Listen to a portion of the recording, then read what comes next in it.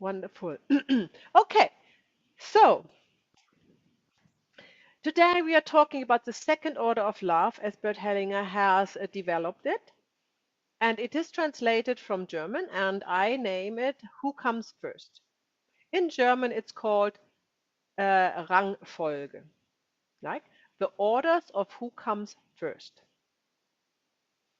So yesterday, remember, we were looking into the first order of love, that is belonging. Who belongs to the family system? Now, in the second order of love, we find out in which order the people who belong to the family system are placed in order to let the love flow undisturbed. And this might sounds a little bit how can I put it um, um, stiff, I want to say, like over-organized. If you think of the orders of love, second orders of love, who comes first? I remember you. This doesn't mean everybody has to live like this. It just means that when there is a disorder in the second order of love, and in a family constellation, by representing the family members, you can establish, with the help of the morphogenetic field, the right order. Then you see the relief in the members who are um, part of this disorder, and your client or yourself, whoever is worked with, lets go of a burden. Yeah, and that's all we need to know. Right? That's all we need to know. So again, we are not going out and saying everything, you and your relationship, you are not in the order. This is not gonna work, because that's not what we do. This is not the work we do. We do, if we help, we know we can apply the orders of love and help will be granted. Hmm? Yeah? Okay. So, so what are we looking at today? We are looking first of all of the order of birth. In German it's called Ursprungsordnung, the order of birth.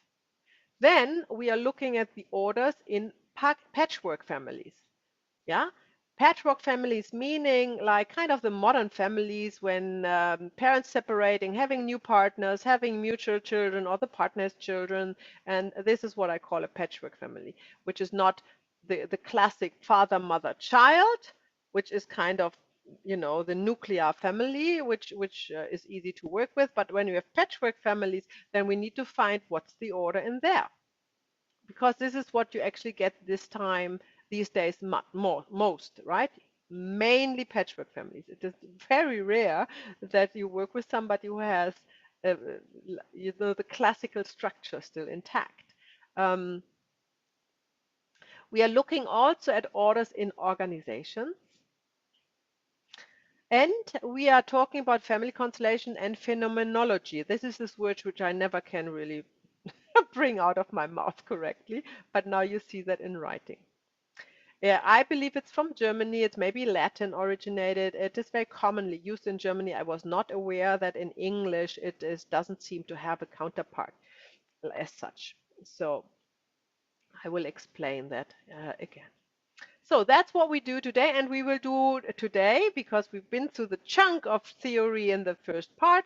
Today it's going to be more practical. We will use the figurine board to demonstrate the orders, right? So you have a better visual instead of just hearing me talking and looking at the slides. So before we go into the orders, I would like to introduce you to the phenomenological approach, as Bert Hellinger has named it, the science of finding results through observation. That's practically what it is, right? It is actually um, an official branch of the science, if you will. It's officially noted that you can work like this in a scientific context, and that is what he did. So that meaning I have explained it yesterday, that meaning that he was observing what the representatives are doing in what kind of constellation towards each other, and then he has found some similarities, and they came over and over again. And through this, he has discovered the orders of love.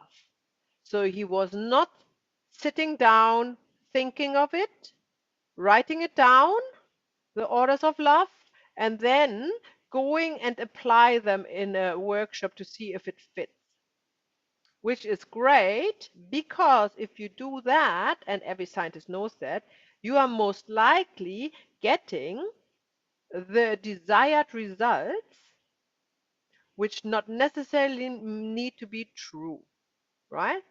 Because life is as such that it wants to fulfill your expectations. This is your awareness, right? This is your personal perspective. And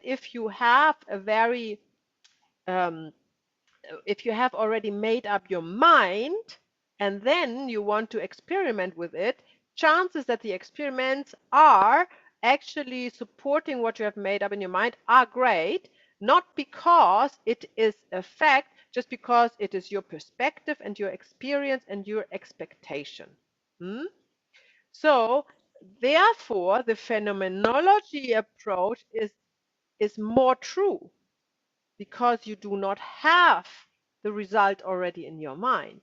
You are open to receive whatever needs to be received and to let reveal whatever needs to be revealed. You are open to this. And this is why it took him 20 years to write, practically to write the orders of love from the day he started to work with family constellation.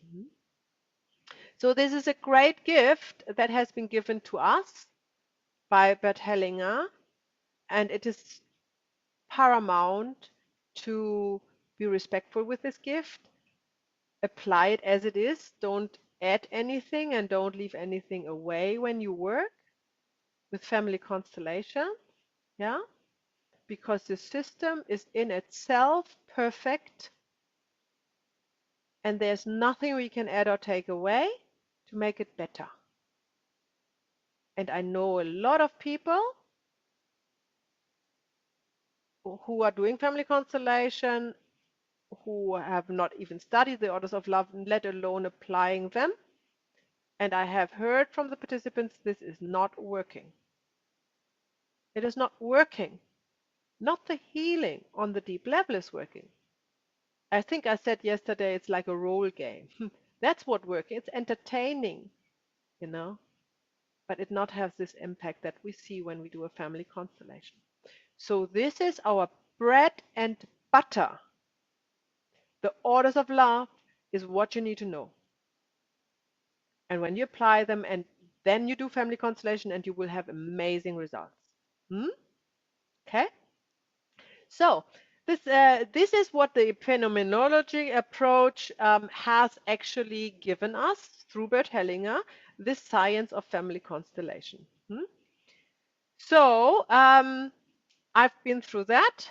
So that are the steps, studying of things as they appear in our own experience, and then finding similarities and forming a rule from that. And this is where the orders come from. So it's not a morality. So it's not like just because Bert Hellinger was a Catholic priest, right, in former years, means that he has now written down an order of family members that is kind of following the Catholic books or something. He has completely dismissed all of this and started completely new with his phenomenology approach. So he found similarities, and this is where he formed the orders of love. The first order of love, belonging. The second order of love, which we're talking now, um, who comes first, right? And then he was testing the rule over and over and over and over again in family constellations, and he always saw the same results, always the same kind of healing happening.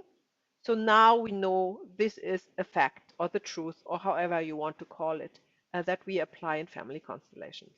Hmm? The academic approach is the other approach, which I told you. You think of something, or like a formula or something. Oh, this should be like this and this and this, and then you sit down and then you design an experiment to conclude to come to this result that you already have. Right? So I always laugh because I don't find this scientific. I think that's kind of strange. Because what would you expect happen? Anyhow, so um, The orders of birth. Now, first comes the mother. And I just let you know that when you ask Bert Hellinger, he says first comes the father and then the mother. Hmm? And doesn't matter. Father and mother are similar when you work with them, right? You work with one. So when I say first comes the mother, it's just because we are working with the mother more as with the father normally in family constellation. So we are focusing on that, right? But there is not a true order between father and mother because for the child, they both came at the same time, right? Like the egg and the sperm, they meet, no, and then the child is born. So there was nobody first. And it's not like who was born first is first. The parents are equal. Hmm? So when you hear Bertellinger saying the father comes first, we go through that. It has another meaning, right? Okay. So we start with the mother because the mother is giving life to the child. Hmm? And we have more connection between the mother and the child than to the father and the child, and therefore more disruptions in this connection and more work with our client, with the mother, typically, yeah? Like it is kind of a ratio of 9 to 1. 9 times you work with the mother and 1 times you work with the father, roughly, right? So that's about how important the work with the mother is. Then, of course, is the father. Then are the children. That is easy so far. Then are the siblings. So the siblings also come in the order of their birth.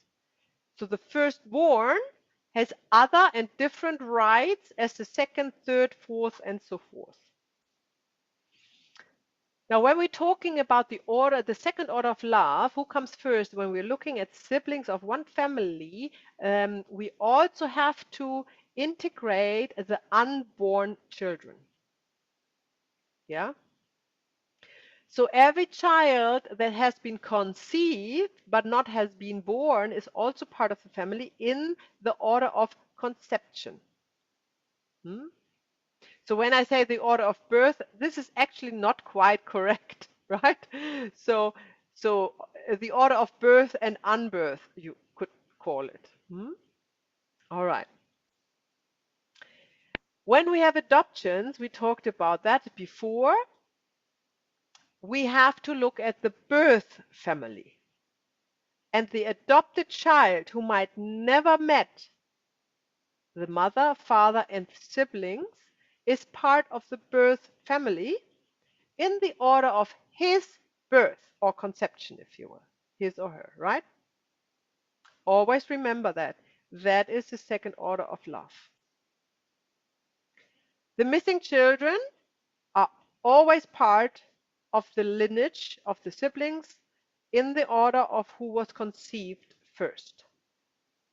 They can be aborted, they can be miscarried, they can be given away, they can be stillborn, they can be adopted out to another family. That does not matter. That does not matter for the family system. The order is um, how can I say, chipped in stone, so to speak. Yeah. You can't mess with the orders, with the second order of love, the order of birth or conception. Then we have the grandparents. Of course, the grandparents came before the parents because without the grandparents, there wouldn't be parents. And without the parents, there wouldn't be the child. And it is so simple, but this simple truth is highly overlooked in our very complicated, mind-driven society, right? We always think the one who cares for us is the most important part. No. The most important part is the one who gave us life, because life is the gift that we receive. The care is second. Hmm? And some receive the gift of life for a breath only. It's still the gift of life received. And sometimes this is for the soul a big accomplishment, this one breath. Right? So it's nothing to be dismissed. Life is not good because it's lived long. So in the family system, in the family soul, each life is equal regardless how long it lasted. And it doesn't even matter if there was a first breath. It could be also already be finished in the womb of the mother. It's still life after conception. We say like when the heart starts to beat. That's what we count. Hmm? So when the heart starts to beat, then we know this being is part of the family system. So it's not the 3 months where you can officially do an abortion, right? The heart starts with 5 or 6 weeks, very early. And this is, it took me really years to understand because I never really have been told that in this, in this clarity, that it's the heart who's actually bringing life to the child, the gift of life, until I actually looked at it more deeply for years. Um, but I always had some troubles understanding why, when you are doing an abortion before month 3, or you have a miscarriage often in the second month, right? Why these children show up in family constellations, right? Hmm? Because the soul enters, and you would see that in module 4, around the 3rd month, right? But it's not a matter of the soul entering for a child to be part of a family system.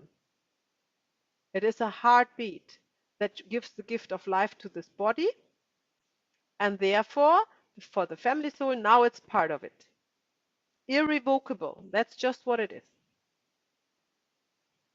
Ancestors, of course, come before the grandparents, because without the ancestors, there is no grandparents. Without the grandparents, there's no parents, and without the parents, there is no child, no client, not you. Wouldn't exist.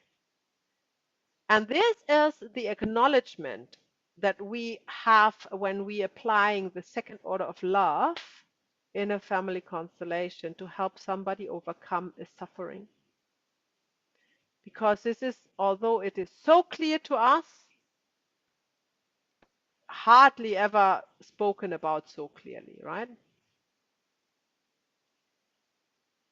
Okay, so let's talk about the mother. Of course, you can imagine there's much to say about the mother. But before we go into the mother, I actually want you to introduce your mother to each other. I hope you have a photo from your mother. Yeah? Okay. All I know, Claudia, or you have the picture in your mind about her. So I would like you to show us, so one at a time, show us your mother and say whatever you want to share about the mother. I mean, it really can be anything. And remember, this is a group experience. You are safe. This is private. Nobody else can view the recordings other than you in the group, right? So if you feel you want to share something about your relationship to your mother that you never have shared before, this is the time now to do it. Hmm? Um, or at another time, whatever you choose, what is right. Okay? Right. Um, so I start just in the order that I see you on my screen. I start with Mana. Thank you, Maya. Maya, I have a digital copy. Can I screen share? That would be lovely. Let me just see if you can. I'm not quite sure if it's on. Let me I'll just, ask you for permission. yeah, hang on. Multiple participant can, yeah, you can. Okay, great. Oh, it says Hi. host disabled participant screen sharing. Okay. How is it you put it in the chat, the doc? Put it Okay, in the chat and then we can all sure. open it. We just have to press on the chat. Sure. Oh, hang on. I can actually, hang on. That's what I do. Now you can share because I was sharing my slide. So Oh, okay. let's see. One participant can share at a time. Now try it, Mana. Can you share? Sure. Can you screen share? No, not yet. Maybe I'll attach it. Well, hang on. We have one more Okay, now. Try it now. sure. Yes, I can. Very good. Okay. Just a moment.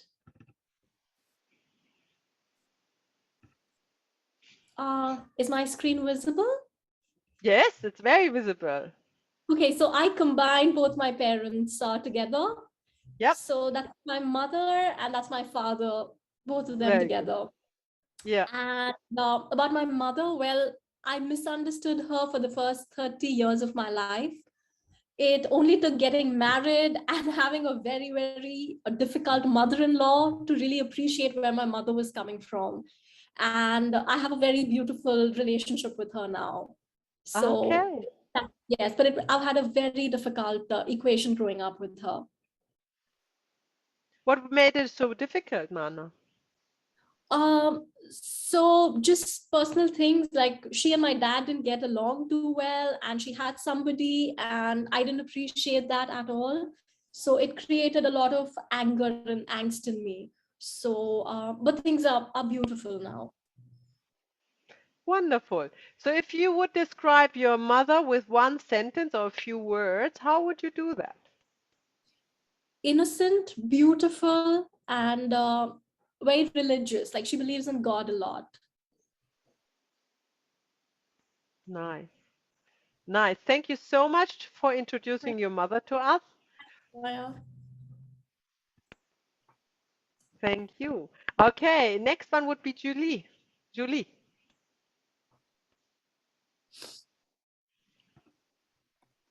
Okay, I've got a picture, so I'll just Mhm. hold it up. It's an old picture of my mum.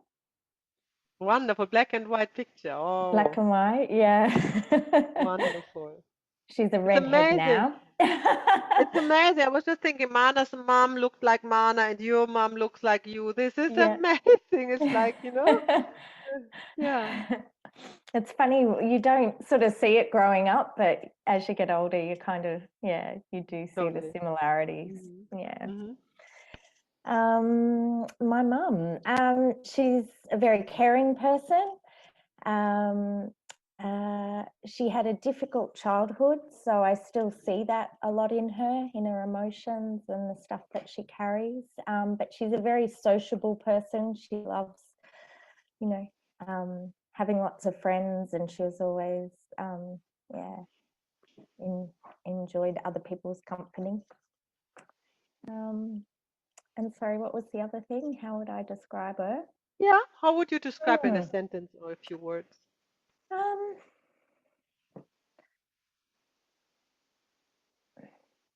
I would say um, kind, caring, and a good friend. She was always a good friend to her friends. Yeah. And to you? To What she me, means to you? yeah, she was always, yeah, she always tried to give us the best. But emotionally, I felt that she was probably a bit unavailable growing up. Hmm. Yeah, Hmm. she was dealing with her own things. Hmm. Yeah. Okay. Thank you, Thank you. Julie. Great to meet your mother. Great to meet your mother. And the next one would be Alejandra.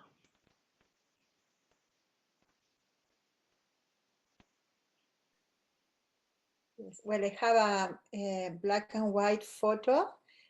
She's my mom and with me and my brother on her belly. Ah, yes, yes. Yes, yes. Well, what was the what I will share about her and my relationship with her? Well, it's been very difficult. My relationship with my mother still sometimes is. It has to me came from a lot of inner work to really get into a place of compassion and understand that and be able to receive the love that she was able to give me and be grateful for that. And right now I am grateful. I'm grateful of all that she done for me. She took care of me the best on her best ability. Yes. And how I Wonderful. describe her, um, well, it was she's distant. in my relationship with me, with my brothers is different, but with me is distant and closed and emotionally unavailable. Yeah. Okay. How do you feel with this? Oh, I still feel very sad, very sad, very sad and frustrated as well. Mm. Mm-hmm. Yes, it's difficult for me still. Mm. Okay, thank you for introducing your mother to us and to bringing her to our group.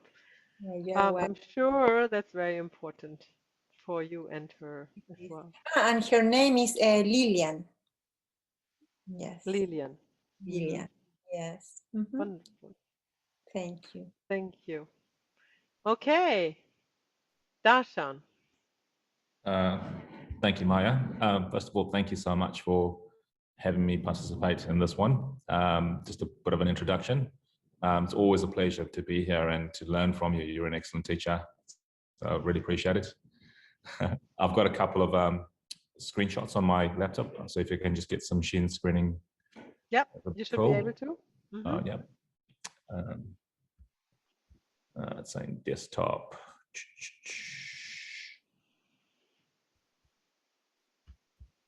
Let's try that.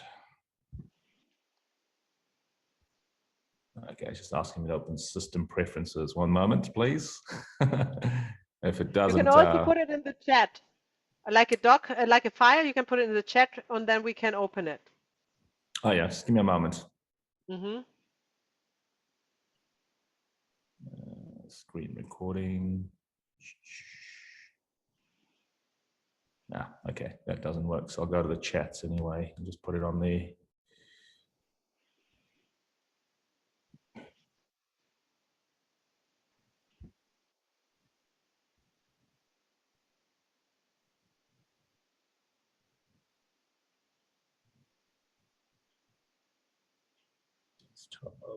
Oh yeah, there we go.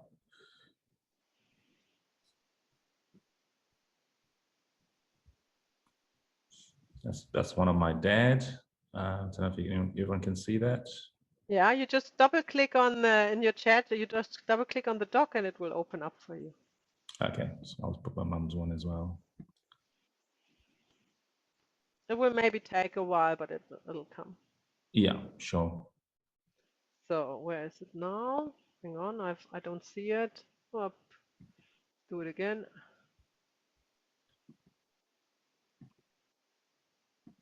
Did it open up for you guys? I can't see I can't see anything in the chat. Yes, No. it's open. Who can see the mom and dad? I can. Great. Awesome. So let's see how I can access that. I can't see it. Why not? Double click. Here we go. So you have to double click and then double click again, right? Because first is downloading and second is opening. Okay. Very good. Thank you, Darshan. Awesome. Yeah, so typically my heritage is quite multicultural. I was born in Africa to two Indian parents.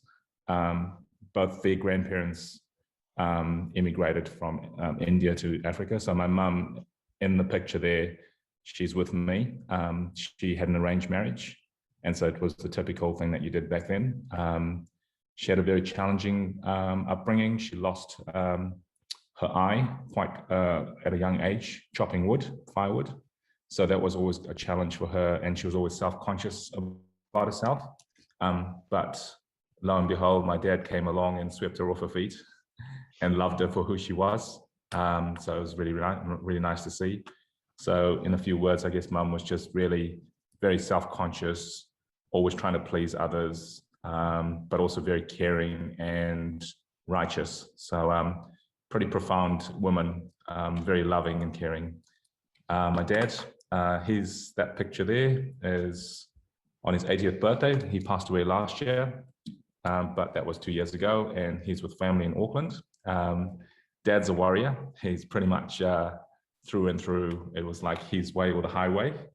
But as he got older, he mellowed out and became a lot more, I guess, well, he was always sensitive, but no one really saw that. Everyone thought he was strong and powerful and you had to listen to him. But no, he was really good dad, really caring. And what's the And so, name of your mom? Prabhavati. Prabhavati, okay. Yeah, and my dad's name's Raman Lal. So yeah, so that's me. That's my mom's part. My mom's late now, so she passed away quite young. She was 54. She had a pulmonary embolism, so it happened very quickly. And so since then, Dad was always struggled with it, but then he managed to get through, and we invited him to New Zealand, and he's been living in Auckland for the last 15 years with really good support from family. So yeah.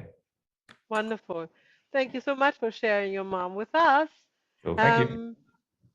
So next one would be Claudia. I know you have not a picture, but you may can describe her to us or just talk about her. Thank you. My mom's name was Gertrude, and my mom passed away about 12 and a half years ago. My mom was sadly an alcoholic. She hated me because in her mind, I destroyed her life because of being born. So I had always a very, very difficult relationship with my mother. She was very hurt. I think she could not deal with life and what that life dealt her. And so I was pretty much the punching bag for her and her disappointment in life. I did family constellations with her, 22, 23 years ago. But I cut ties with her about 25 years ago, and I have not seen her, and also not before she passed away. I had to do that in order to live myself. So yeah, it's very sad, but I know now, she's in heaven. Now I feel her support in the background, so which is actually quite nice. Yeah, and so I get actually that kind of mothering from the other side, so to speak. So it's quite helpful, and it's a profound experience as well. Yeah. Thank you. Something comes to my mind, what Sophie Hellinger said, and I like to quote her here. She said, in family constellation, you see it is never too late for a fulfilled childhood. Yeah. Isn't that beautiful? Yeah. And that's beautiful that you can feel that. That is the effort that you put into the relationship with your mom. And we will talk about that when we have this introduction done in great depth. This is very important, and we have lovely examples here in the group already. How difficult the relationship with the mother can be, and how you can solve it. Thank you very much for sharing, Thank Claudia. you. Okay, Rocio.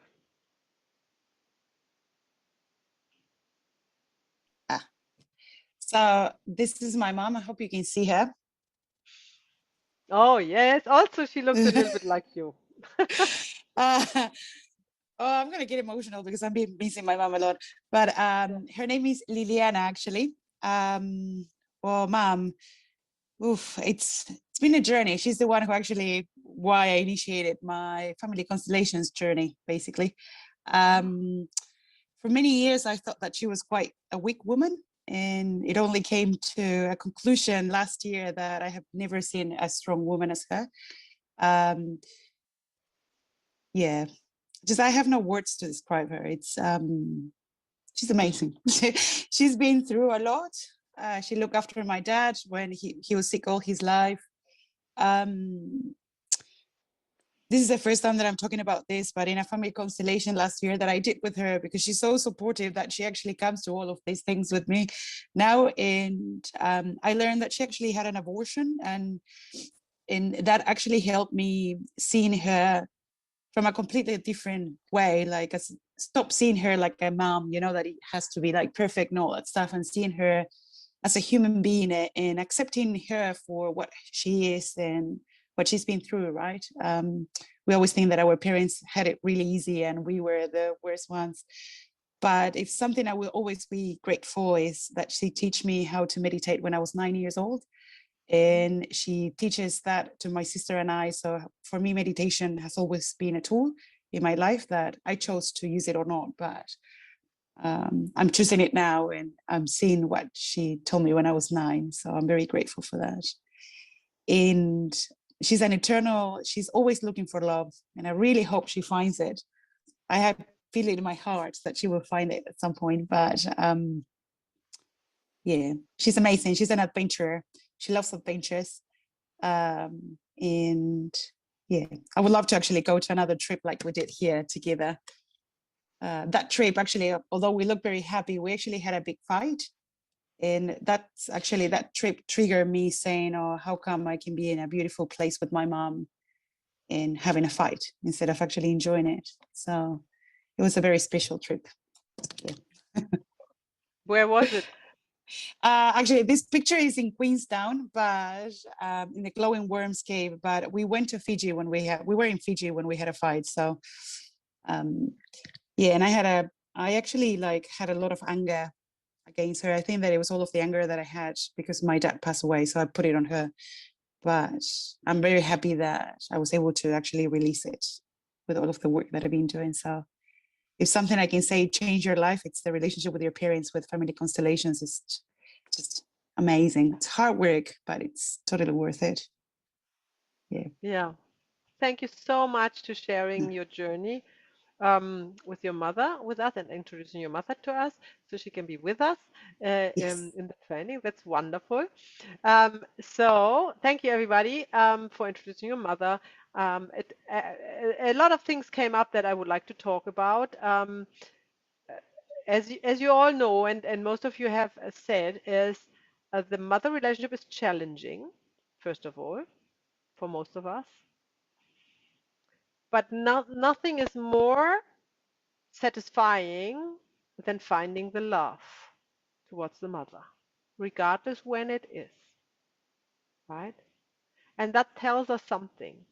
That tells us what Bert Hellinger has also discovered in the Orders of Love through family constellation, that we are not able, if we are not able to get over our perception of our mother into our heart, we are cut off of life itself. We are cut out of life, we are cut off success in life. We are cut off happiness, we won't be able to have a fulfilled partnership, a fulfilled job. You'll not even be able to make much, meet our needs or even be abundance in what we do, including money. This is how important it is to be able to allow the mother to love you. Because from the child, we are coming thinking, my mother hasn't done this, hasn't done that, has done this, that is not good enough. So I dismiss my mother. And why would a child do that? Because the child is traumatized. Because there was an incident where the child needed the mother, and for reasons that is outside of anybody's, beyond anybody's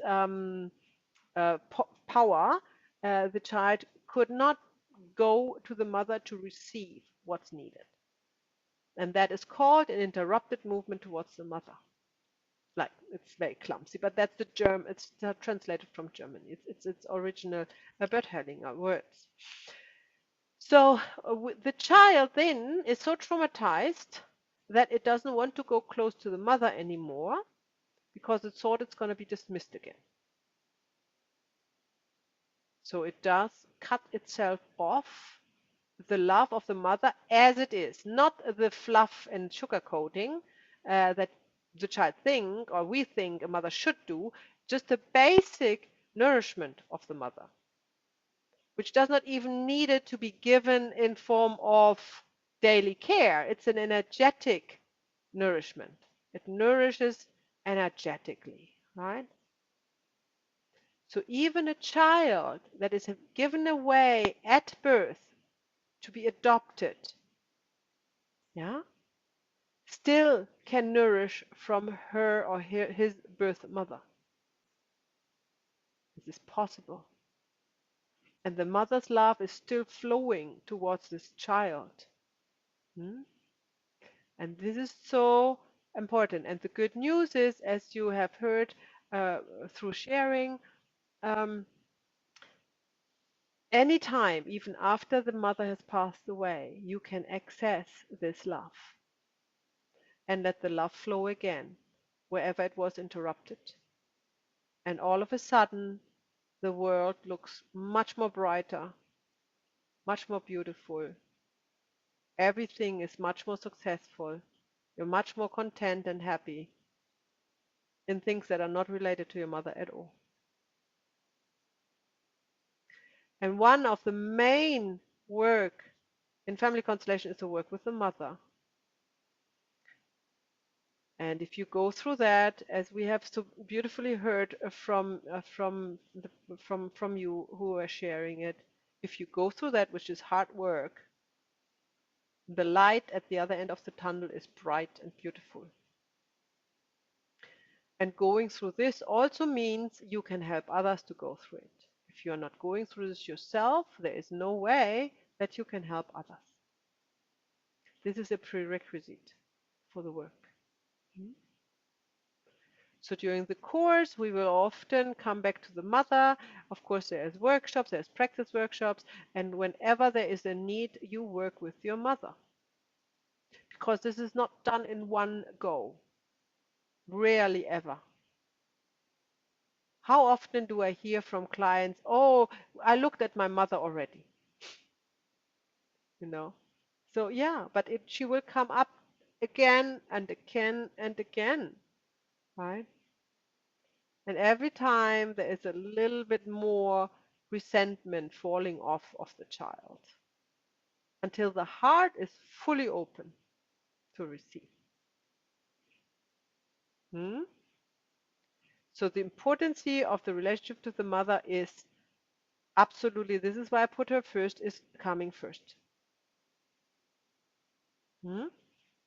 So let me share the Maya, screen. I have a Yes. question. So what Yeah. happens if the child is open to receive, but the mother is not willing to give?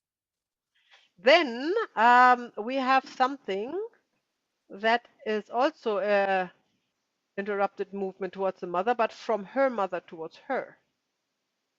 So it's like an entanglement, right? It's the same thing. It's a repetitive pattern. And that is actually very often the case. And I think it's coming down the charts here. So, but I can talk about it now if you want. When you have a family constellation, but the child wants to go to the mother, but the mother is not looking at the child, then you know the mother herself has an interrupted movement towards her mother. So you have to bring in her mother. Now there's two choices. Either her mother is looking at her, then you know the interruption started with the mother, or the grandmother is not looking at her, then you need to put the next generation there, the great-grandmother. So you put 7 women in a row until you find the one woman that is looking with love at the child. And then you know there is the interrupted movement. This child had a trauma in early childhood. And this has not, and so this has, how can I say, this was like the ball getting rolling. Because if this mother is then emotionally not available for the child, then this child is later on also not emotionally available. Why is that? Because remember the stream of love and the rock is in the stream of love. It is blocking the love to flow. Hmm? This is why family constellation is absolutely stunning to work with the hardest mother issues, because you come to the real source of it, other than any other therapies I know of or am aware of. And once the relationship with the mother or with all mothers in the family system is solved, everything else is solved so much easier anyhow. This also reminds me to remind you, which is more for later, whenever you are working with a client and you don't know where to start, put the mother there. It is always right. So when we look at the mother, so we have introduced the mother. This is a quote from Bert Hellinger. I love it. I use it all the time. Success has mother's face. It's so true. Because in a family constellation, when the child is able to look for the first time in the representative, who is representative of her or his mother, for the first time look in her face without resentments, that is when success is happening on all levels of life, on all levels in the life of this child, being an adult by now. So remember, success has mother's face. If you have a client who is who is complaining not to be successful in any kind of walks of life, mother issue. Guaranteed. Don't look any further. You can't surpass the mother. Impossible. No shortcuts. Okay. So remember that success has mother's face. The bond with the mother is extremely intimate, right? The child in the womb of the mother, being carried, hearing her heartbeat, nourished by her blood, feeling what she feels, and then going with the mother through the trauma of being born, yeah, and then being nourished by the mother, cared for. So this bond to the mother is very unique. There's nothing alike. And the good news is that as long as the child is born, the mother has done her job. Other than society wants to tell us that the mother has to apply a certain care towards the child, in the orders of love, this is not correct. All the mother has to do is give the child the gift of life. And when the child has survived, because you're working with it as an adult, this is already the proof that the mother did everything right. Listen to that. It is as simple as that. Because if the mother would have done anything wrong, this client would not be alive. Because the only responsibility for the mother is to give life to this child. And when the child is alive, that also means in her powers it was to make sure it is cared for. Either she did it herself or she allowed somebody else to do it.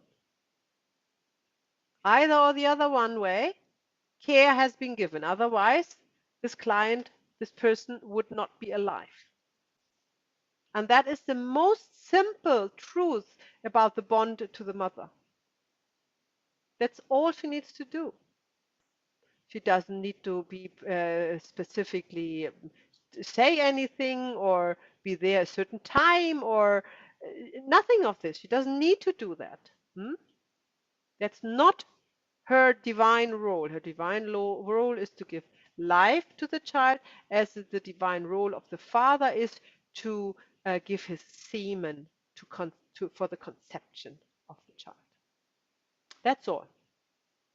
And in nature, as you know, this is often where it ends, right? Like when animals are mating, often the male part is done after you know what, and then the mother animal is carrying the child, and then often in fish, for example, the child is born or the eggs are hatched, and then they're on their own. And that is a very simple method of life to reproduce itself and make sure everybody's alive. Of course, with human babies, that's not so easy because they can't exist after being born on their own. That's no question about that. And in most of the cases, the mother is caring for the child, at least the first month or years. But even if she's not able to do that, when she's emotionally not available, and we actually talk about that in module 40 extensively, regardless of that, she still did everything right because proof is given, the client is there, right?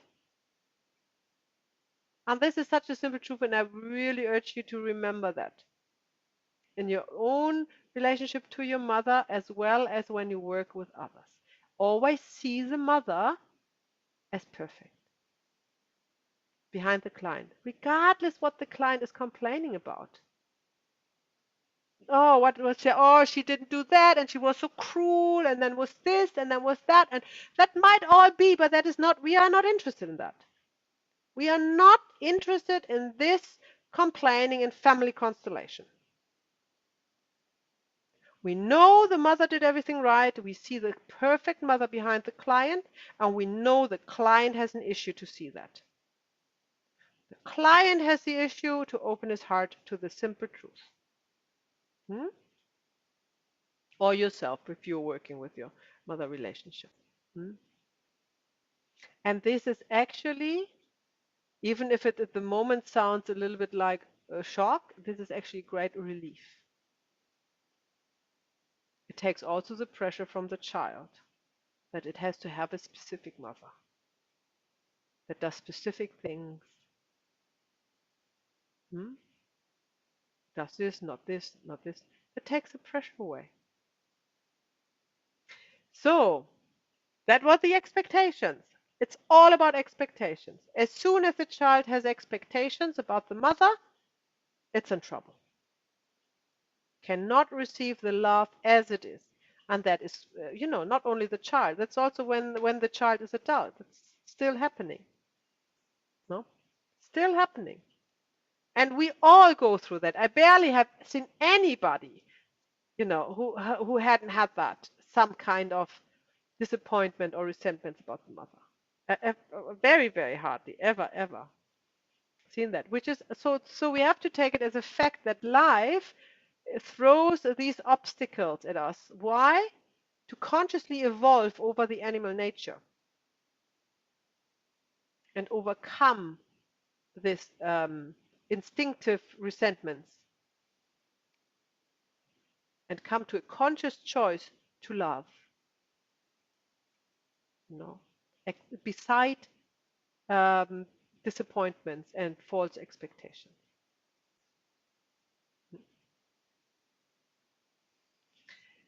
So the mother and daughter relationship is a little bit different to mother and son relationship. And there are some differences and some similarities we want to talk about. Who of you is a mother? Hands up. Who has a daughter? Claudia has 2 and Alexandra 1. And who has a son? Julia has a son. Alexander has 2 sons. I have a son too. Very good. So who has the son and the daughter? I think Alexander, it's you. Was it correct? Yeah. So would you like to share with us if you feel there is a specific difference between the relationship from you to your daughter and to your sons? Do you think that? Is there something? Yeah, okay. So would you like to unmute yourself and talk about that?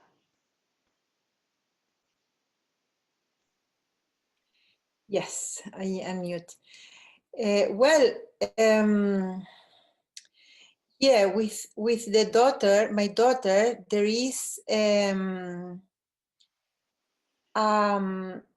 complicity, intimacy, almost a spiritual intimacy that I don't have with my sons. I have different things with them, but with my daughter, there is this yeah, this very nurturing bond and almost telepathic communication. Mm. And with your sons, how would you describe that?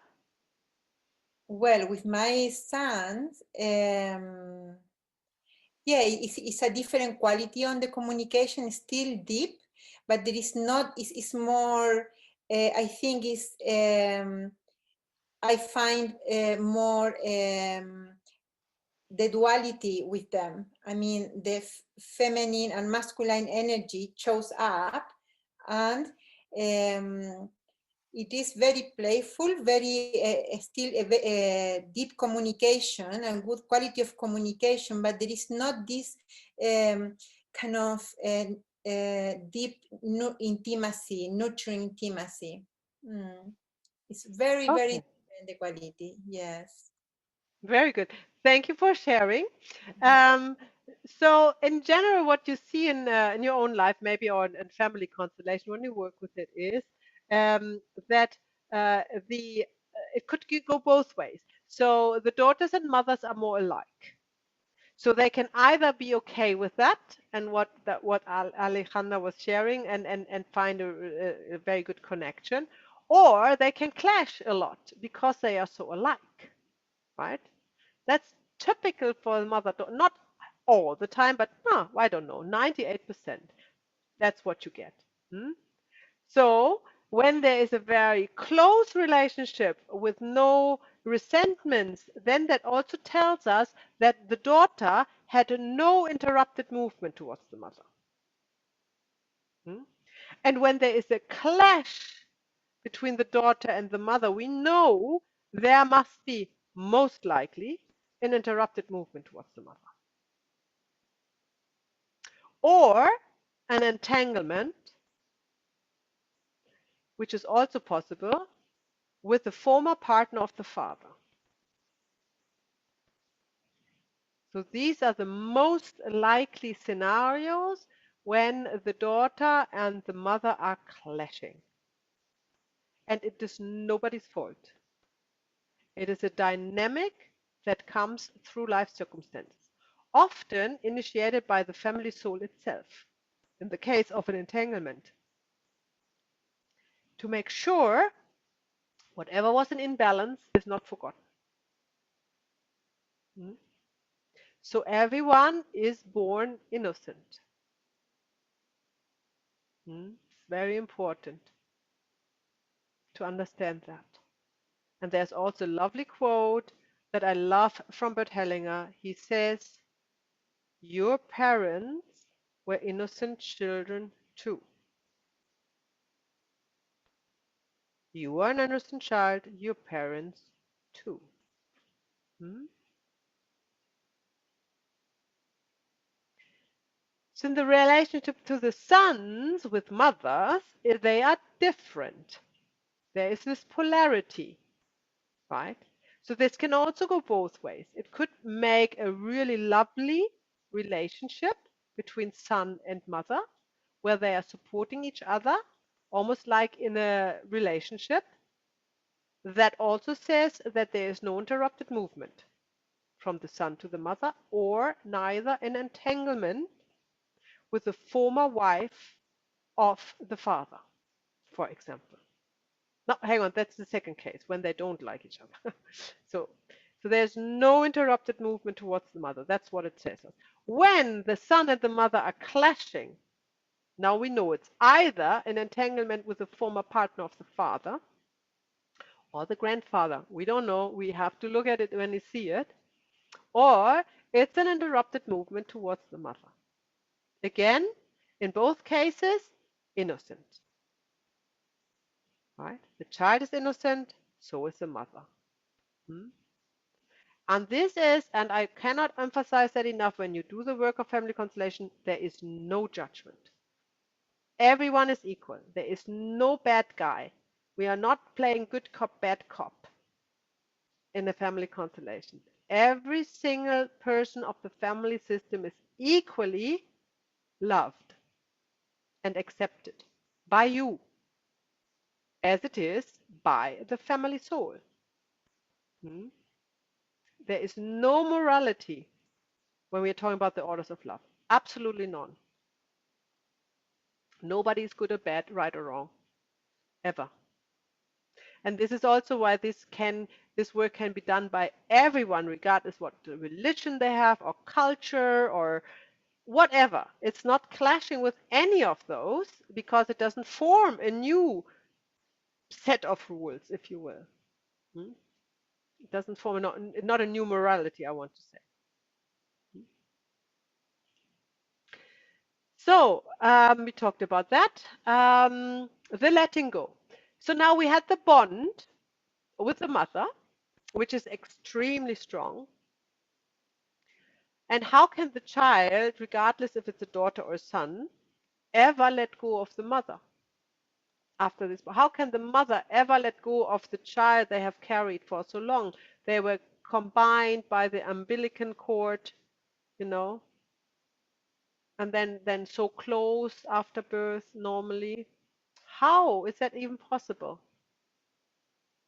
And that is a process that takes place starting with birth that we go through in module 4. But the letting go process is also important in family constellations, but after the bond has been established. Because at the moment we are only talking about a disruption in the bond. If there's a disruption in the bond, the child cannot let go, right? Because the bond needs to come to it needs to be fulfilled first. Fulfilling meaning the love needs to flow completely, undestructed. And then when the love has been delivered, so to speak, it's like a parcel that has been delivered to your door, then you can say goodbye to the postman. It's a weird aphorism, but anyhow. So you got the picture, right? Yes, Claudia. A question. What actually happens when that bond did not get formed? The bond is formed with conception, like with the mother in the womb, it's formed. Are you asking about a Leihmutter? No. I'm asking about actually when you conceive, the baby is born, but then you end up in, I was preem, so I ended up in a incubator for 2 months, and so that real bonding obviously did not happen. So I wonder what it does when it's not really there. So the bonding is already in the womb of the mother. Oh, okay, all right. And when something happens, like an early birth, and mother and child are taken apart, then that is causing the first trauma, which is an interrupted movement towards the mother. Yeah. Okay. Thank you. And then you see, the effects of that in your later life. Rocio? All right. Thank you. So what happens when you have an abortion then? Because do you get to form a bond or not? Yes. Okay. You get to form the bond from, at least as we see in family constellation, I have to say, when the heart starts to beat. So from the 5th to the 6th week on, the bond is formed. I don't know what happened before, because most women would never think of a pregnancy before that. Yeah. They would not even realize they are pregnant, and that's also then is no bond. But most women intuitively feel when the heartbeat starts that they are pregnant. That's about the 5th or 6th week. So that's actually the mother choosing to sever like the bond with the baby as well, like when it's an abortion, obviously, right? Yeah. Yeah. So this is why abortions are so traumatic for the mother, that they need to be addressed in a family constellation. Otherwise, no solution is possible, because the mother lets go of the child very premature, right? Because the letting go process is naturally much later, starting with birth. That's when the a long letting go process is starting, no? With birth, with letting go of the child. But if it's an abortion, it's like premature, very, very early. And also, of course, if you have a miscarriage, it's the same. Right? So miscarriages and abortions are not very different, only that the emotion of guilt or shame is present in the mother. And you know what that means. That means that the family wound holds this information and to be revealed later. Miscarriages come up, but they are not traumatic. This is just to acknowledge who belongs. Yeah. So that is the difference between a miscarriage and an abortion. In a miscarriage, you only have a disruption in the second order of love. Who comes first?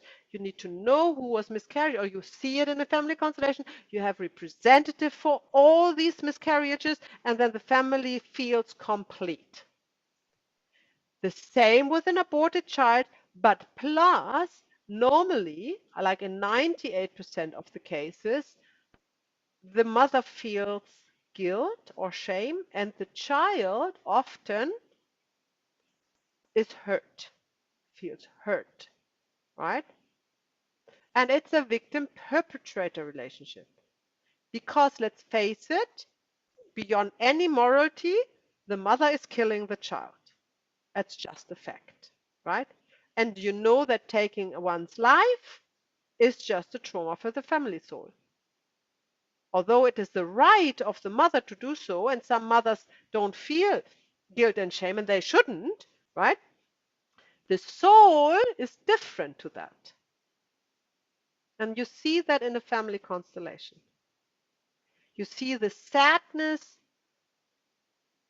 and the sorrow in the representative of the mother looking at the aborted child. Once they have overcome the guilt and shame. Yeah. And that's not to say that nobody should abort. We are not saying anything like this. Everybody is responsible for their own life decision. There is no quality to it. You know, they can do whatever they want, but if somebody has a problem, then we know where to look for to solve it in a family constellation. So I have talked about the interrupted movements a lot, and we won't do that anymore because we have much more time for that. It's a very important topic. Just a quick question, So, there, Maya. yes, yes. So just in the situation of IVF, where you've got the donor of an egg or the donor of sperm, what happens in that scenario, and how does it show up in a family constellation? It's always a blood-related family, the genetics, the inherited epigenetics. So let's make an example, Darshan. Let's say there is a sperm donor, yeah? Let's say there is a same-sex female relationship. They want to have a baby, and they are looking at the sperm bank, and they are choosing a sperm donor, and I think it's anonymous, isn't it? I'm not quite sure, but I think in most countries it's anonymous. Anonymous, yeah.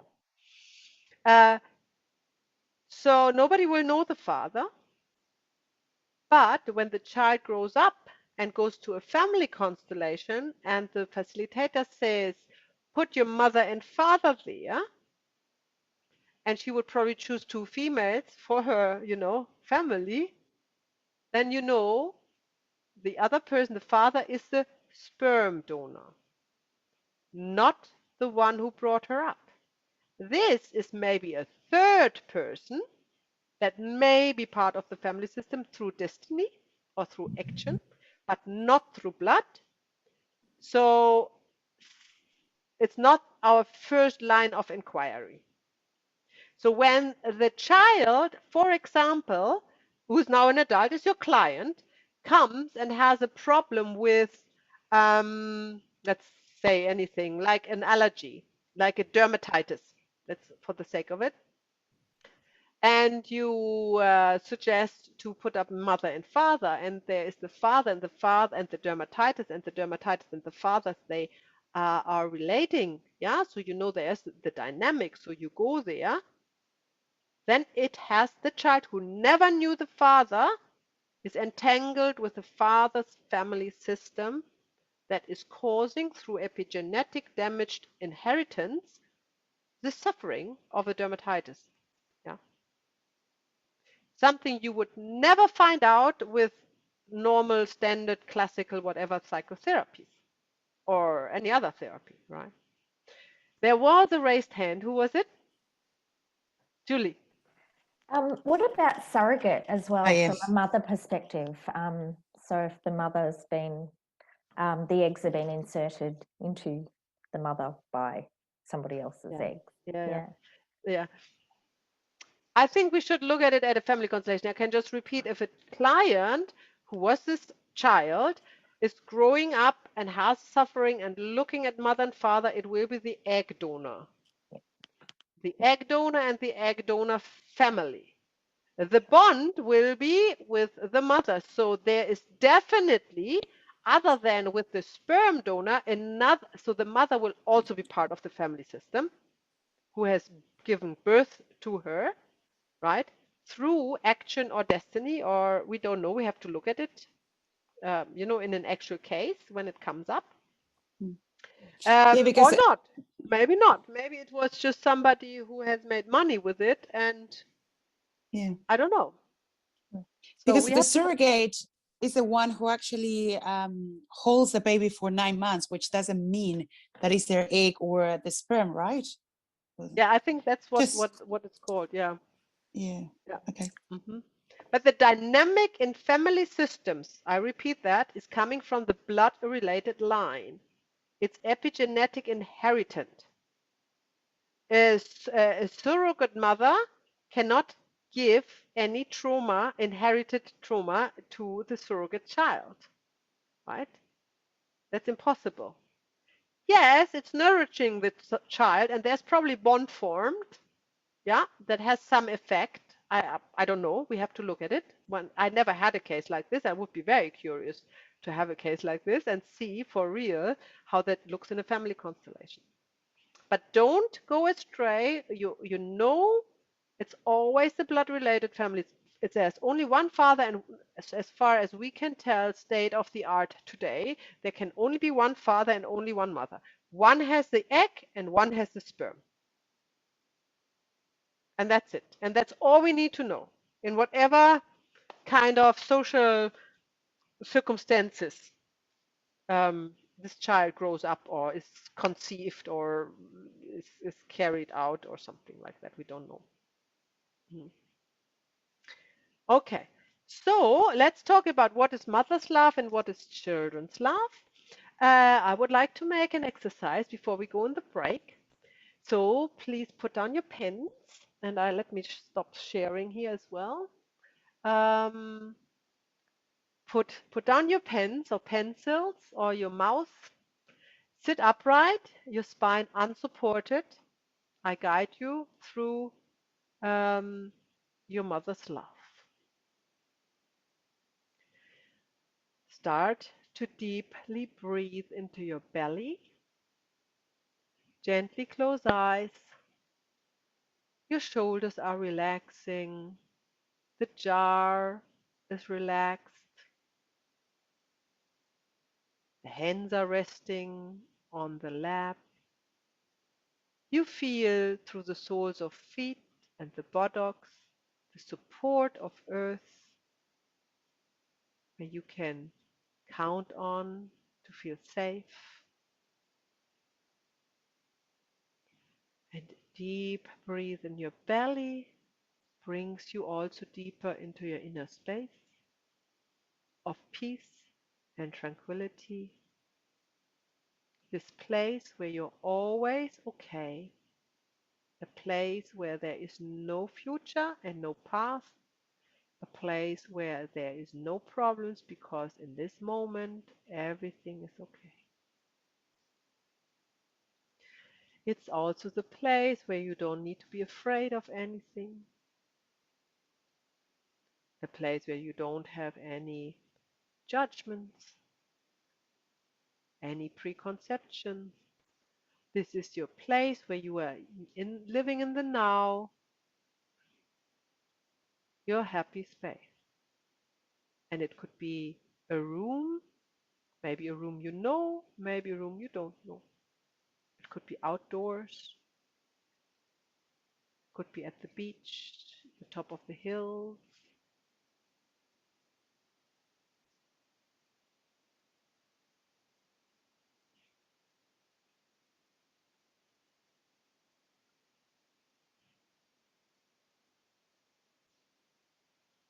And in this space, you see yourself as a little child.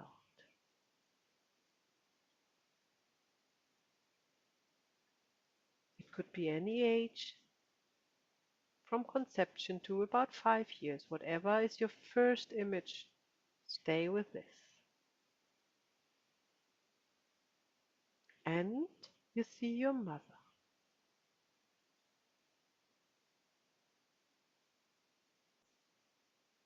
And you see your mother without any past or any future. There is only your mother, the eyes of your mother.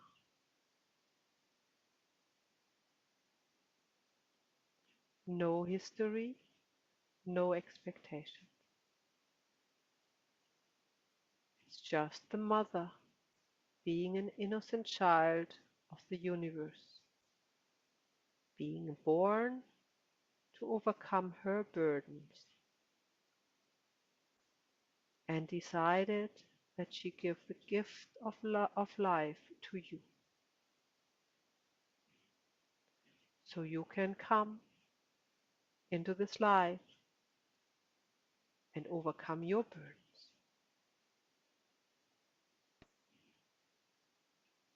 And with this, and only this knowledge, you look in the eyes of your mother, deep in the eyes of your mother.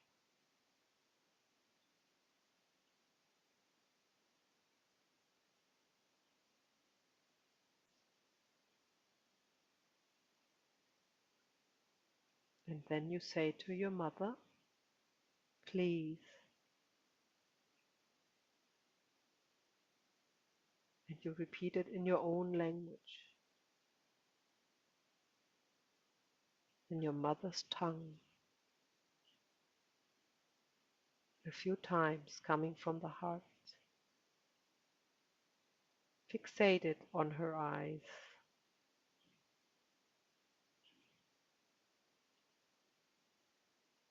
Please, Mom, I am just the little one, and you are the big one. I come from you. Without you, I would not exist.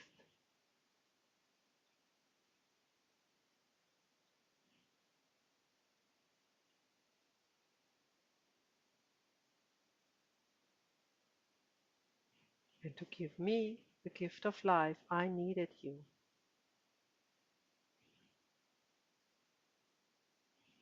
You and your love to nourish me throughout my entire life.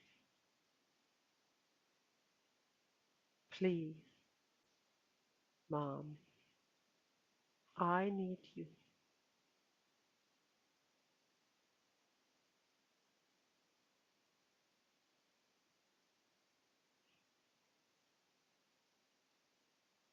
And then you take a step, or you crawl on your knees or on your elbows towards your mother, always looking in her eyes,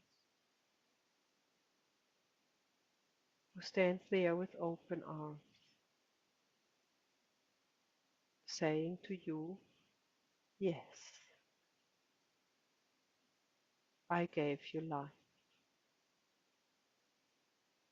Yes, I give you love exactly as it is. I hold nothing back. Whatever I have, I give to you. It may be little, it may be much, but it is 100% of what I can give. And it is sufficient and more than enough to give you life.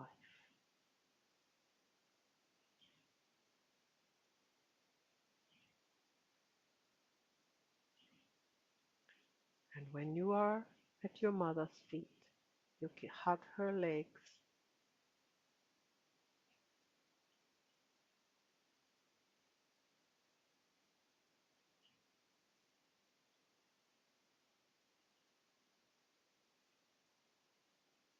and her hands are on your shoulder.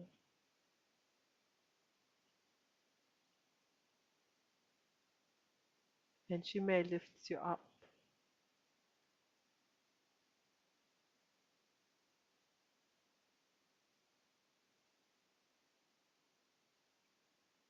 And you let the love flow into your heart. Your heart is wide open.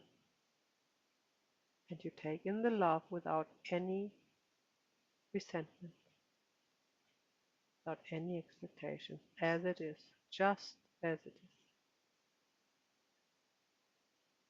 And as it is 100%. Nothing is left. Everything is shared.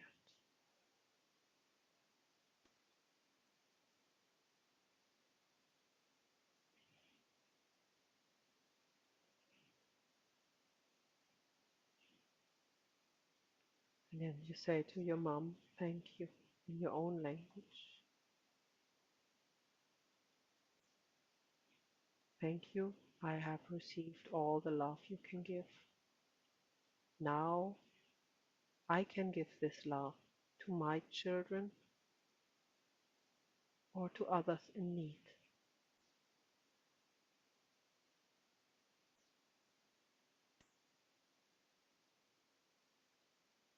And you turn around and you lean against your mom for another moment, feeling her support in your back. And you see you have been grown into the self you are today.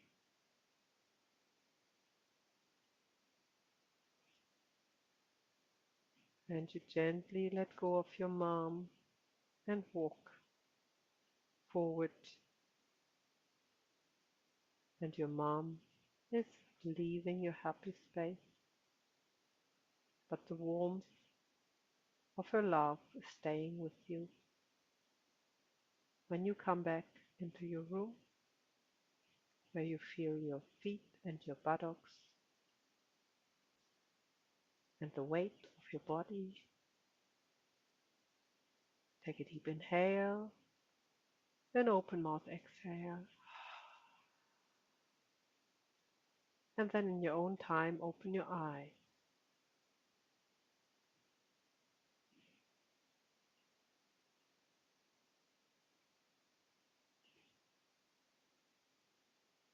And I will leave you with this for 10 minutes.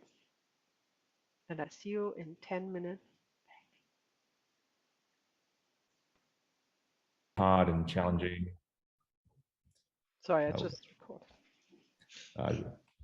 Do I need to do anything? No. No, I just recorded. I forgot. Okay. Yeah, so essentially he, I guess he just took it upon himself to start doing a lot of things at home and started cooking and doing a lot of things. And then when he came to New Zealand, our bond became much more stronger. So we did lots of road trips together. And eventually, 12 years, 13 years later, he found another partner, and she's from Slovenia, I think. And they're just lovely because we went on these field trips together, and we'd go into a cafe or restaurant, and people would say, "Oh, you have a lovely mum." I was like, "Okay, thank you. That's awesome." So it was really nice to be able to share this, the connection that we did. So yeah, that's my dad. Lovely. Thank you so much, Darshan. And what is his name again? Raman Lau. Ramanla. Yeah. Nice to meet with him. So, Darshan, pick one to introduce the father? Julie. Thank you. Talking about hockey, that's my dad. He built the hockey fields at our hometown. So he was very involved. Yeah, so I played Okay. hockey all my life. Yeah, What's his name? this is Adrian. Oh, wow. Yeah, sorry, that's at Teppanyaki. It's being a bit funny. We're flipping eggs.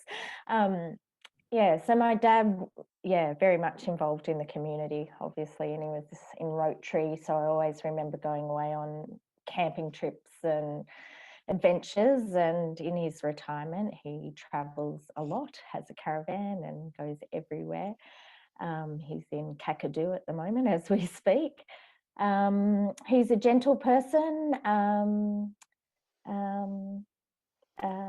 Probably we didn't have an in-depth relationship. We'd talk about the weather or hockey or, you know, basic things. But yeah, my parents divorced when I was 6, so I spent every other weekend with Dad and school holidays and things like that. So that's my dad. What was his name again? Adrian. Adrian. Nice to meet Adrian. Thank you, Julie. Pick somebody else. What town was the hockey field built? Oh gosh, I was a child, so I don't know, in the 70s. Yeah, Okay. they built 6 grass fields, so they were out there mowing every day to get the fields done. There's a couple of turfs there now, but all different. Yeah. Awesome. So Julie, who do you pick? I pick Claudia.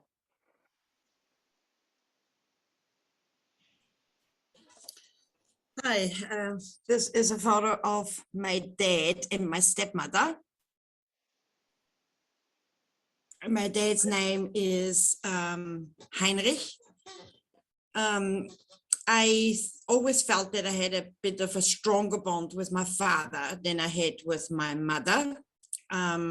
He is quite a gentle person, but also quite harsh when it comes to certain rules. So he has a certain perception of life, and you have to follow that. And if you don't follow that, you're being the black sheep of the family, which I am. There was a time when I was a kid, we were very close, and I think he was sometimes pretty much saving me from my mother. But I think after I tried to take my own life, this is, I think, when we started drifting apart, because I think he feels guilty. Unfortunately, ever since I tried to actually get a closer bond with him, but it's somehow not possible. On top of it, of course, I left the country, I left Austria and to live in New Zealand. So that was not well perceived by my father and my stepmother.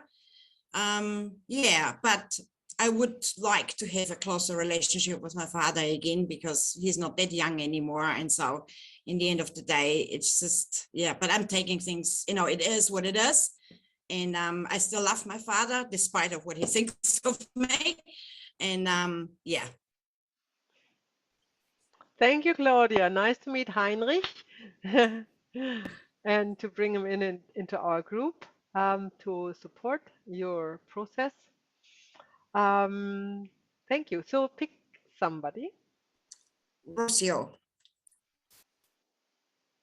I hope I pronounced it correctly. Thank you. Yes, you did. So I'm with my cell phone at the moment because my computer broke, but I'm going to try to share the photo that, no, I can't. No. I think you can So, share screen I share do if now. you want to. So I think so, because I always have a plan B, obviously. I think that you will see a picture of my family now, maybe, or not? No, Can you? No? no. Okay. Do you press share screen now? What do you press? Share, let me see. I have to Press change on setting. share. I just have to share the photos. Sorry. I'm actually not sure if it works on a phone with the screen sharing.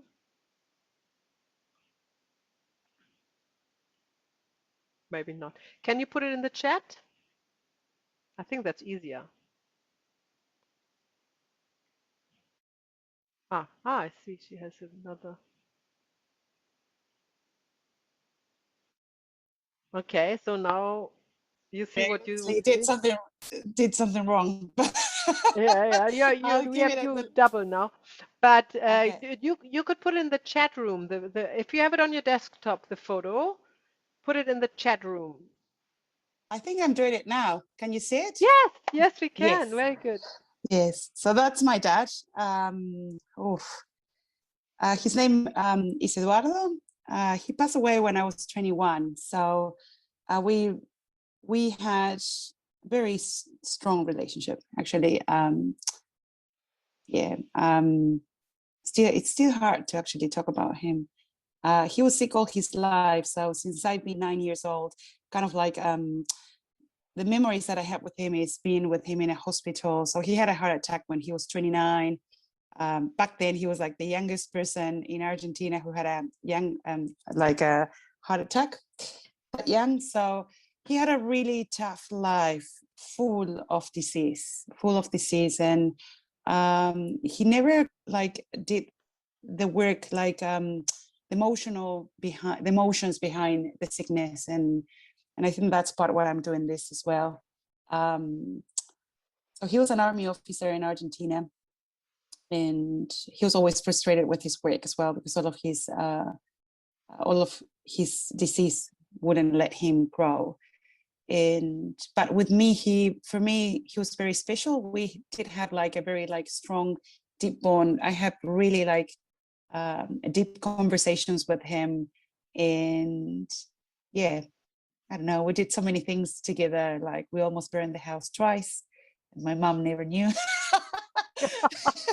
so, so yeah, we actually had like a really awesome relationship. He was the best dad I could ever ask for, but it was a really hard life for him, and it was hard for me as well.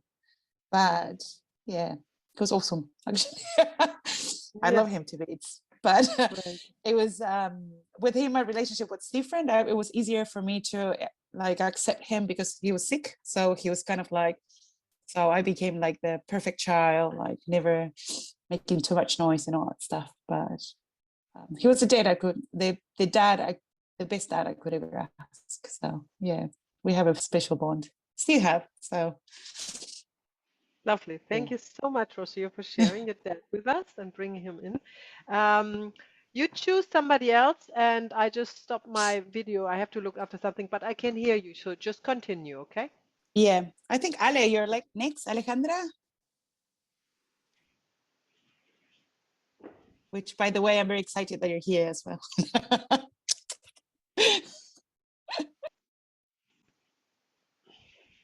Oh, here I am. Yeah, me too. Well, this is the photo of my dad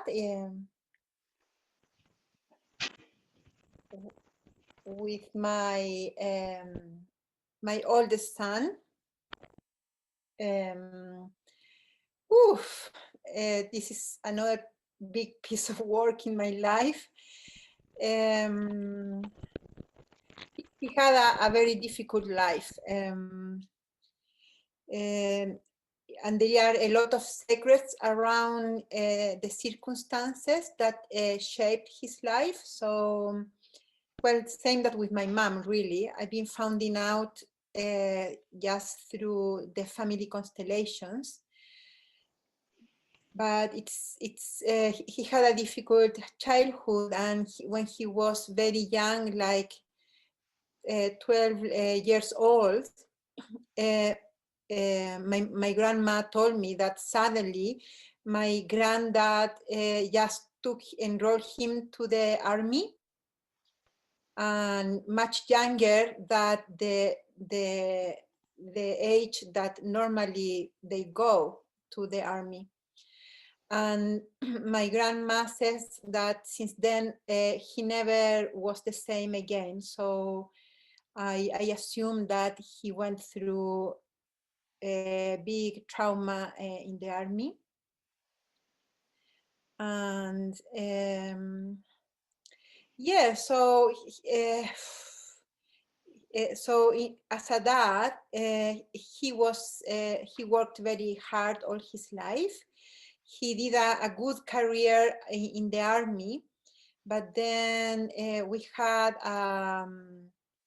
a dictatorship, and he didn't support the militaries that took the government. So he was hidden a long time. We all the family were clandestine for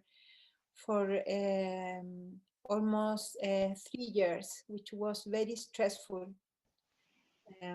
I was 3 years old at that time, and I don't know how he did survive, and we managed to stay in the country because this is another mystery, another secret that they never disclosed, my mother and my father, because most of the people who stayed in the country and didn't support the dictatorship were killed. But he wasn't, fortunately, or they had to go to the exile.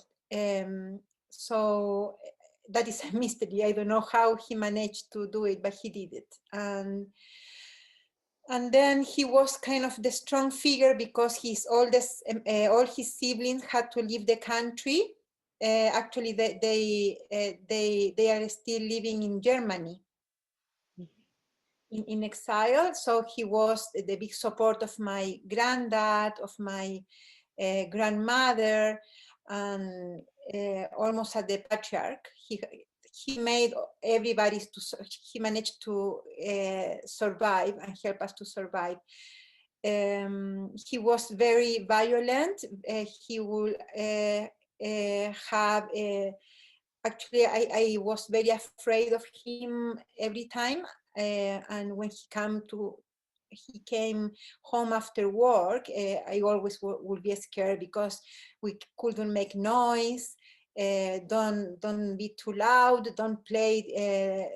But he always was angry for something, even when we tried to do our best. So it was very stressful to be around him.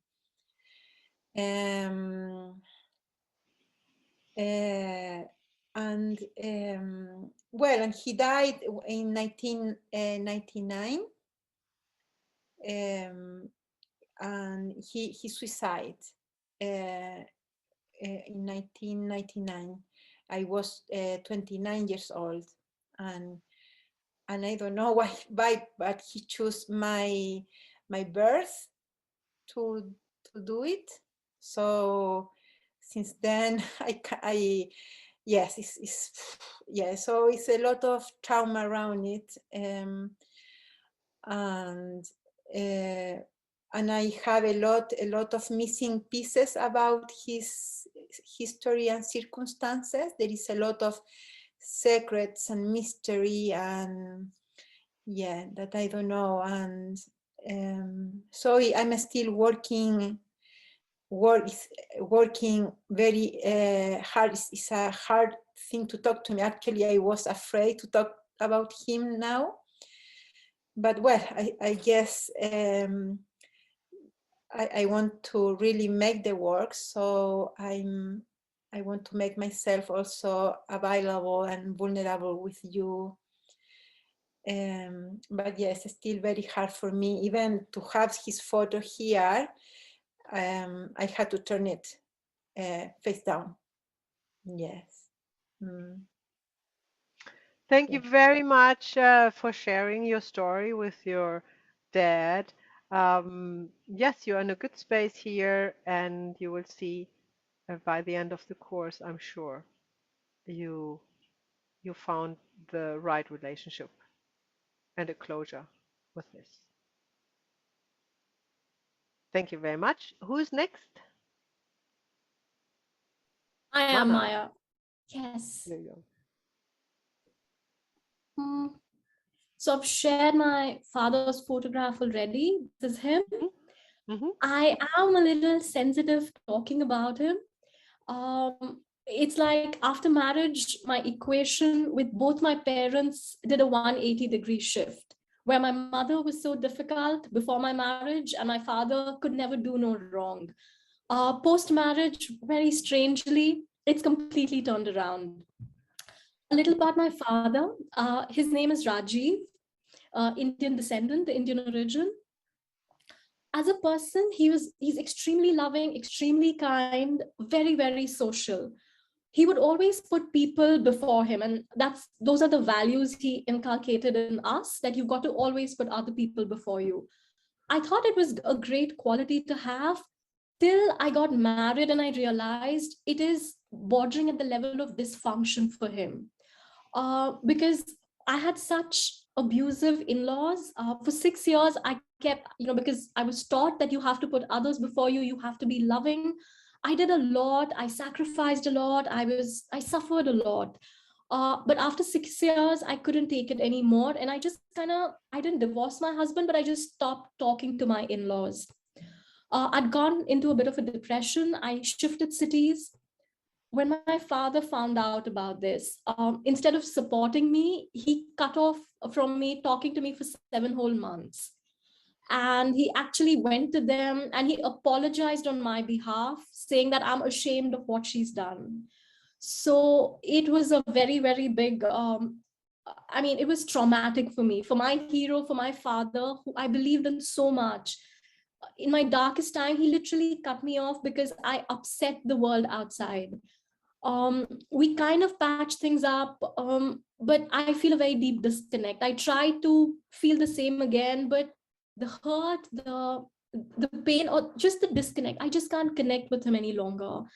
And it's a bit of a sore issue in my life currently. So that's my father. Thank you for sharing your father with us, bringing him to the table. Every one of you is like that is normal on a different journey towards the heart and found the father relationship, the right father relationship, which is great because it is a journey for pretty much everything. And even if at this current status you feel much love for your father, you may have still a trauma down the line that might be revealed in the work of family constellation when we go through it. So we always be open to this possibility because memories are very misleading. And we intend to keep the good memories and not the bad ones. And although you think, well, that's good, I would say, no memories are good. No memories are good. But to camouflage bad memories with good memories is neither good, right? So if you really think you have a lovely relationship with your father, or you think you don't have a lovely relationship with your father, believe me, it all comes down to the same thing. Yeah, it is all the same thing. The relationship to the father as to the mother has a certain impact on your life. And I share the screens. What I would like to talk to you about the father. Where is now my screen share here? The father relationship.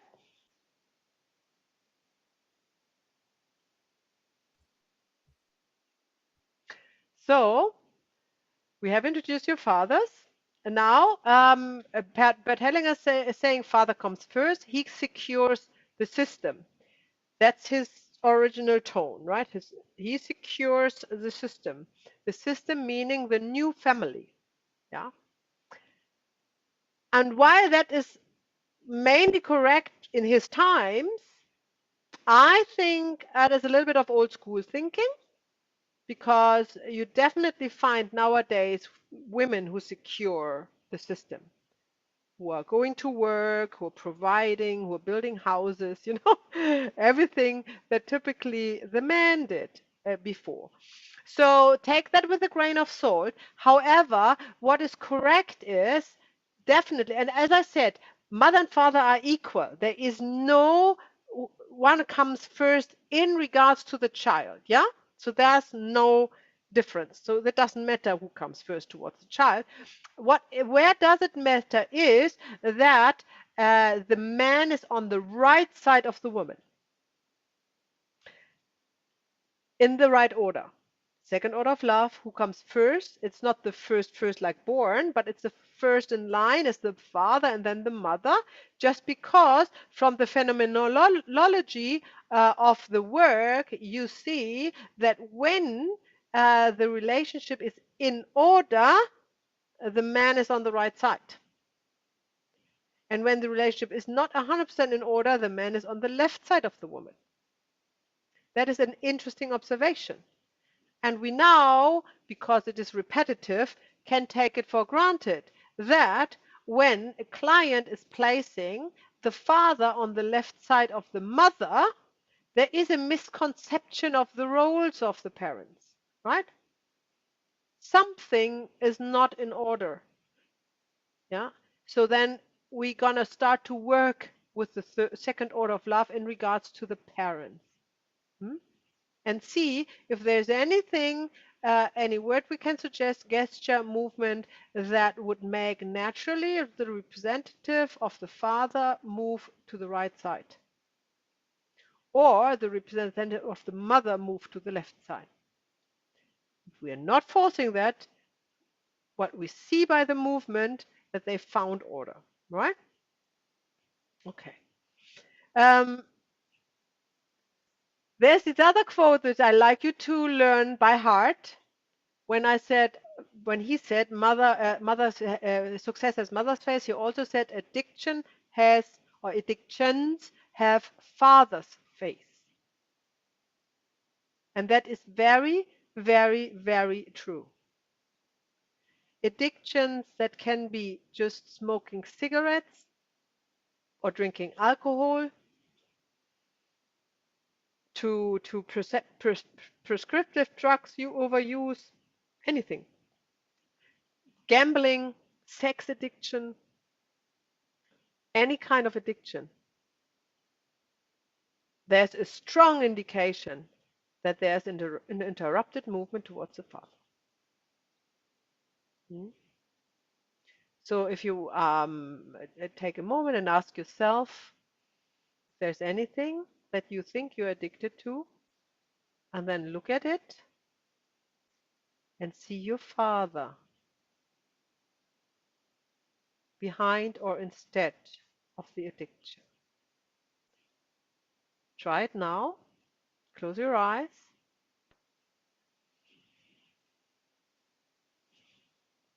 Chances are that there's something in your life that you think or you feel you're addicted to, and even if it's chocolate, and just try it on. Try what happens if you replace this object, I mean, with the father's face. Just observe. Just observe. Don't need to overthink it. Just see what happens with the addiction, or the picturing of the addiction that you had in front of your inner eye.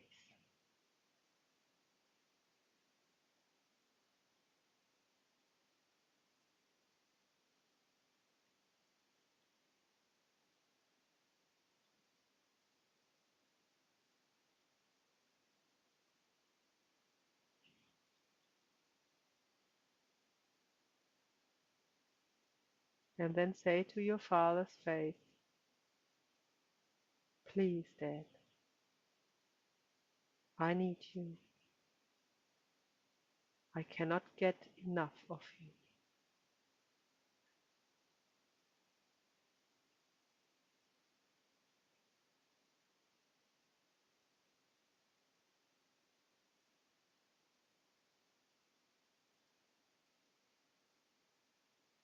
And then see if this picture of the addiction has shifted. Just observe. No judgment, no conclusions, nothing for the mind, just observation. Like a scientist looking through a magnifying glass into the tiniest of cells, just to find out what are they doing.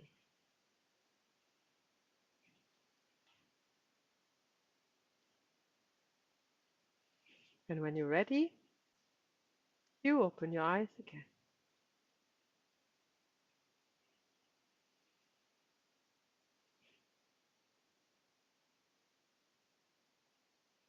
Anybody wants to share? Yes, Mana. Maya, I have a question.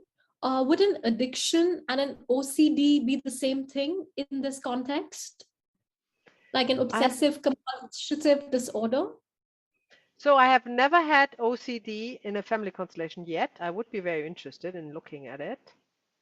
So I cannot answer this question, from experience. But Okay. chances are that it's an addiction. Why not? Could be. But it would be great. Do you know somebody with OCD, or do you suffer OCD? So I have compulsive thoughts about certain incidents which happen, and I can't like let it go. It'll keep playing in my mind. So I'm just wondering if that's an addiction or an OCD. Well, whenever we have time in one of the workshops, you come forward with your issue and then we see. Great. Okay, Thank you. Darshan, did you raise your hand? I think, yeah. Yeah. So my dad introduced me to Liverpool, the football team. I'm super mad about them as a football team and sport in general. So that's my addiction. It's probably cost me a lot of friendships and relationships because sport comes first for me. But yeah, I don't know. I don't know where that fits in the greater scheme of things with this exercise. I tried my best, but it's my life pretty much. Yeah. It's the connections I make. It's wonderful. I would not be in this position of like loving, caring relationships that are formed through sport. So I don't know if that's an addiction, but I think it is. If you think it is, I think it is. Yeah.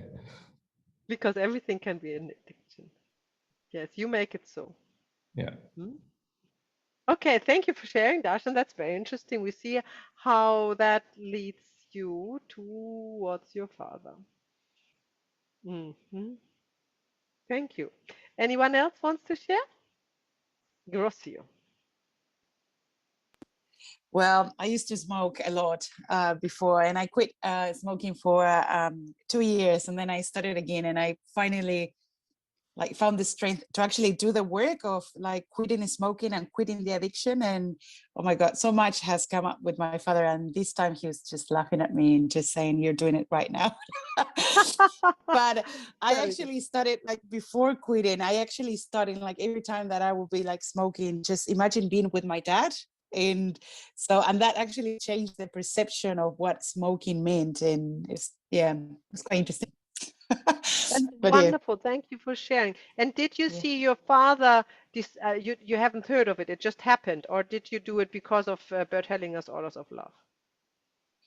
If I quit smoking, you mean? Or no, it's when after you we did. saw the father. I kind of knew after, like, because I think I asked you or I asked Kale, and they told me, oh, usually addictions are related to the father. But then remember that we did a family constellation about it, and it was about my father. So I was like, then I said, okay, so I'm going to start like facing this in the head. So every time that I would light a cigarette, I would see my father and see, what are you telling me now? Very good. And it worked, did it? Or are you still smoking? It does. It's still quite hard, but obviously the addiction has like a physical, especially with cigarettes, right? It has like a physical reaction. So I'm going through that now. It's been a month, but I'm more interested on the emotional part, because I know that the physical side goes away. It's the easy part, actually. It's more about the emotional side. So it's been a journey, but it's worth it. Yeah, definitely. Well done. Very good. Very good. Thank you, Rocio. Right. Okay. Yeah, Claudia. I'm a smoker, and I know it's an addiction, but for me, it's just like I don't want to give it up because I enjoy it. I definitely don't smoke as much as I used to smoke, but it's just something I don't want to give up. So is that bad? Well, it's your journey. Yeah. It's still the father. Yeah, my father was a smoker, so yeah. Yeah. Yeah. Thank you for sharing. Okay, So, all right, let's go ahead. We're looking at a father and son relationship and father and daughter.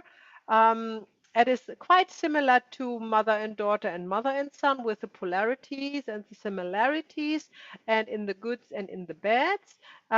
So obviously, when we're looking at an entanglement, when there is a bad relationship between the daughter and the father, then it is possible that the daughter is entangled with the former partner of the mother, who's still angry, yeah, at the father, or there's an interrupted movement towards the father. That's also possible. So the interrupted movements are not only with the mothers, also with the fathers.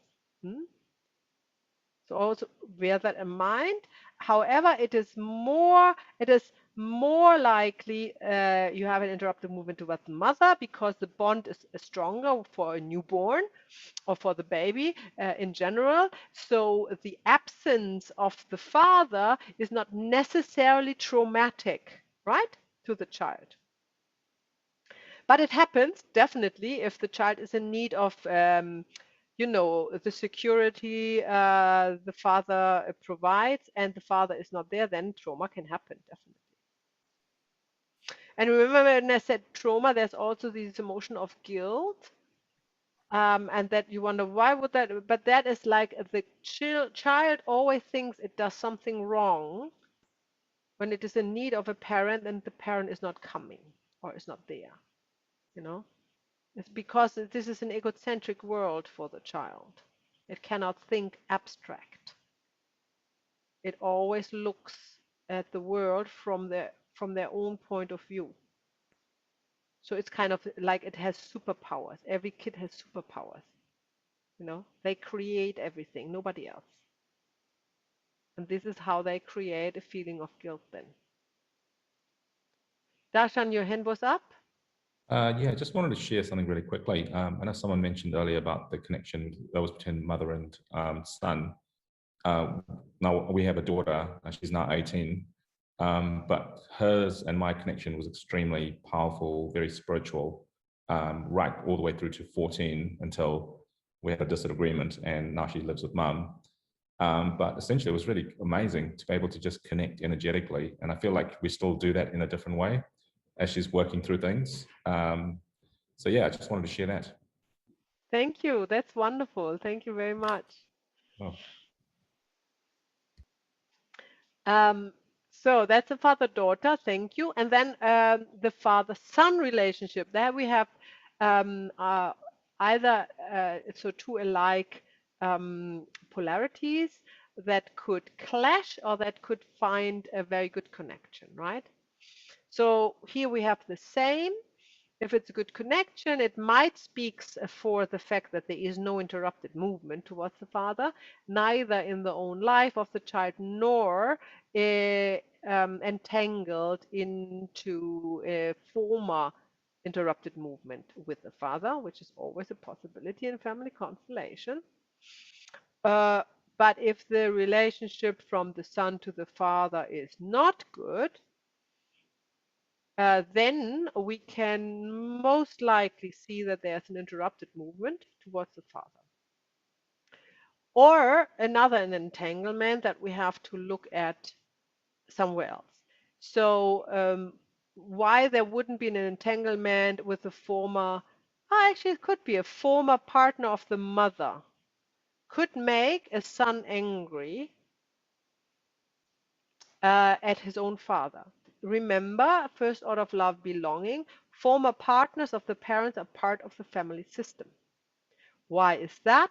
Because they gave way for the other partner, who then gave life to you. Without the former partner making space, you would not exist. This is how important former partners are. This is why they belong to the family system. And so let's make an example.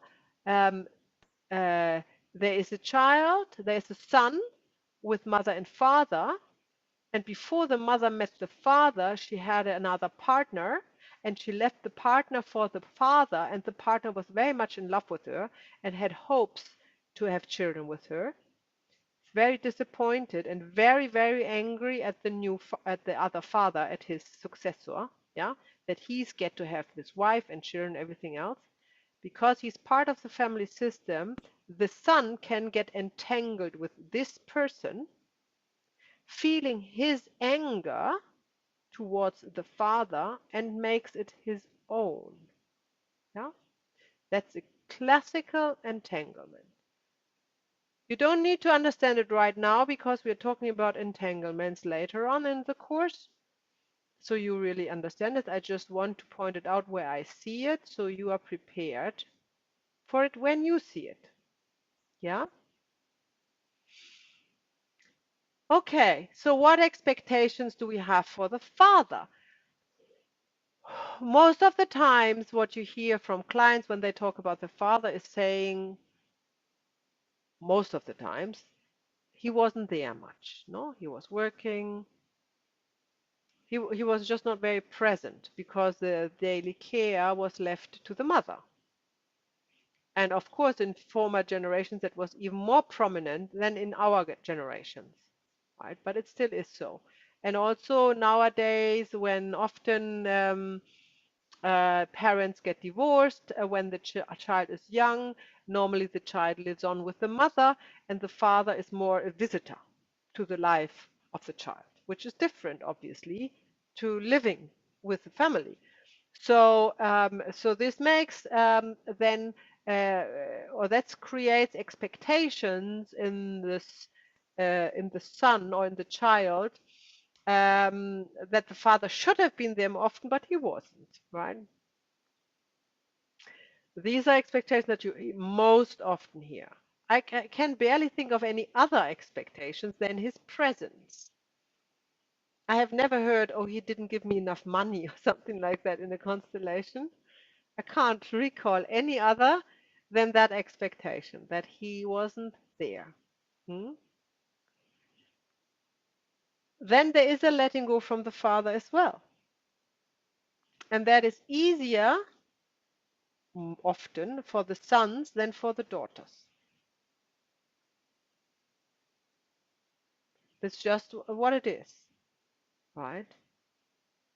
But this letting go process is different than with the mother and the child, which starts at birth, with the process of birth and pressing out the baby and letting go of the baby and the umbilical cord and the placenta and everything else. With the father, the letting go process is much later in life. It is happening then when the child is probably teenager or a little bit older and is able and feels capable of taking life in their own hands. Hence, does not need the security that the father provides. And in some tribes, there are beautiful rituals. I don't know whether they're beautiful. Let's forget about beautiful. But there are rituals, initiation rituals for sons to become men, right? Which is also to let go of either or both mother and father. While with women, with girls, this is quite easy. They start to menstruate normally, and they are becoming, in the eyes of society, a woman. And in some traditions, they can even get married at that age when they start to menstruate at 11, 12 years old, because they are now a woman, right? So for the son, for the boy, this is never going to happen. There is no such a cut.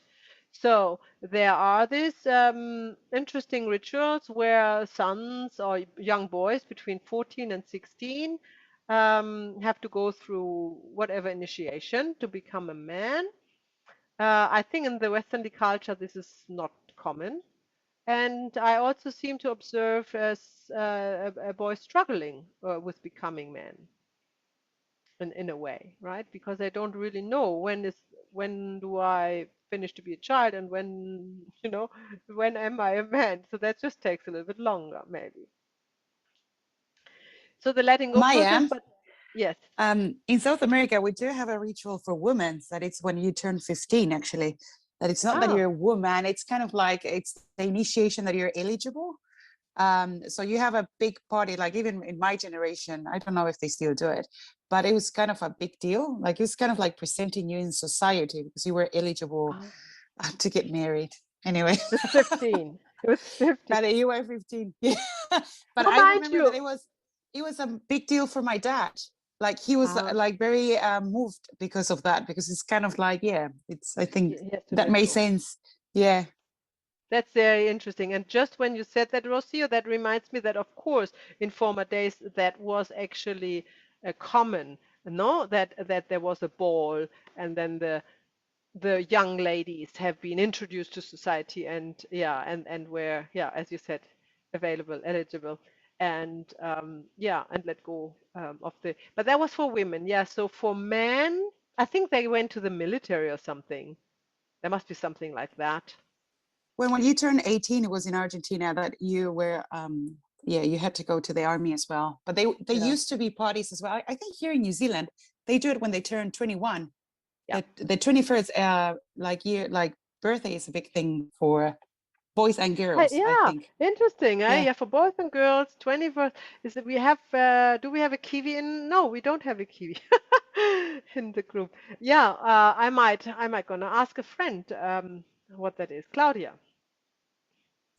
Okay, the 21st birthday, that was actually comes from the olden day when the drinking age was actually 21. You were not allowed to go drink Oh. alcohol or go out in a bar until you were 21. Well, that is, you know, that's not happening anymore now. It is 18, but obviously everybody still keeps to their tradition to celebrate the 21st birthday. Interesting. Yeah. Interesting. Thank you for sharing. That's very plausible, isn't it?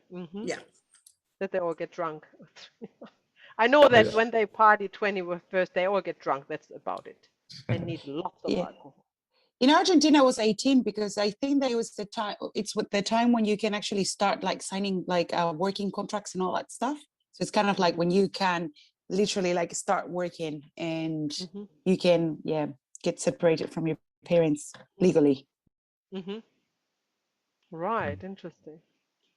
Something I was going to say is that I know Bert Hellinger spent a significant amount of time in South Africa, where he worked with the Zulu people, and obviously come from that part of the world, from Zimbabwe. And so there's lots of different tribes, and within the masculine side of things, they would do certain initiations, and that would involve anything from going out to go and kill an animal to slaughtering a goat or slaughtering a cow or something like that, to actually spending a week away in the bush. So yeah, it's very interesting having grown up there and learning about the identity of African people in their raw state. Yeah. Have you been through that?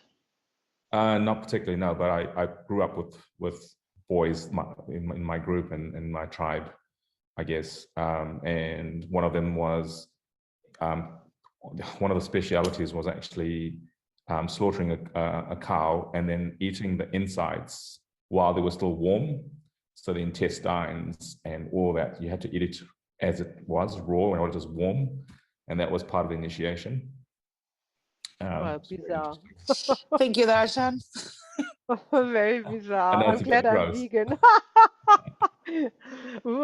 Okay. All right. Okay. Let's go further. So what is father's love? What is children's love? So we do a actually, did we not just look at the father? I think that was enough. Or shall we do another one? Would you like to do another guided meditation to see your father, or do you feel you have done that already with the little exercise before? Yeah, okay, good. So then we go ahead. Then we can skip that. Okay, let's go to the children. So we had mother, father, and now the children. We are still inquiring and learning about the second order of love. Who comes first, right? So obviously, the children came after the parents. That's no doubt about that. This is why in family constellation, to establish the right order. When a child has a problem with a parent, it is always that the child makes itself too big. It wants to decide what's good or bad, or wants to decide what's good for the parents or good for the mother or the father, or right or wrong. That is not in order, because from the perspective of a child, the parents can do whatever they like. Absolutely whatever they like. The child has no say in what the parents decide to do. So since this is very difficult for a lot of children, we have a lot of work to help them to overcome this, because in the wake of this behavior, or in the wake of this perception, there is suffering that the child finds unrelated, but it's not, as you know, the addiction, for example. So the birth order with the, we call it the birth order, which is actually the order of conception. So the one child who is conceived first comes first. And that, so it goes, and there's no exemption. It's never ever the case that a child that has been conceived later goes before somebody else. So when you put, and we will do that on the board in a few minutes, when we put an order on the board, then that's just what you see, right? And that's what you see. And now the interesting fact is, when the client doesn't know all his siblings, for example, there's miscarriages, there's abortions, there's maybe a lost child, there's maybe a lost twin, there's maybe a hidden child, there's maybe a child given away for adoption, all sorts of things, right? And then you have a family constellation that you're facilitating, and you put the siblings in order. The representatives of the siblings will tell you exactly if there's somebody missing. Who has been in a family constellation and it has witnessed that? Ah, yeah, here we go. So that's what it is, so precise that the family soul doesn't stop even if you put one additional representative for, let's say, an aborted child. And then the children still not happy. They still, and they shift around and they think, no, I feel it's cold here or something's missing there. And then you have to put another one there. And so it goes. Sometimes it goes and goes on until they are all happy. And then you know the order is established, the order between the children. And then they also say, no, I don't think it is on my left shoulder, it's on my right shoulder. So they move then one of the added children to the other side to see, and then you know exactly when they are conceived or born, before or after somebody. So that's all very precise. And you can totally trust and follow the guidance of the family system. And even if you use what we do in module 5, objects instead of persons. I just had today a client on a one-on-one session where the figurines that I use, when she put in the siblings, there was a space. And it was completely obvious that there was a dead, missing child, which then led to the solution. So you don't even need representatives in person to tell you that. So that is the birth order. And everyone, first order of love who belongs, when we talked about the children, everyone has a place in the family system in a specific order. So all these children have the order. So what is with half siblings? Half siblings belong to the family system, of course, because they are siblings, they have the same father or mother. It's still the order of birth. So when the half siblings were older, they come first. But there is an exemption to this rule, and I will talk about that in soon. But in general, you look at the children and find out where's the birthday, or where's the, when what is it lost, and then you establish, or you can establish the order, and always refer back to the representatives and see, is that correct, right? Something sweeping up my nose. Miscarriages is the same, no difference, and abortion, same. Adoption, we talked about that a lot, right?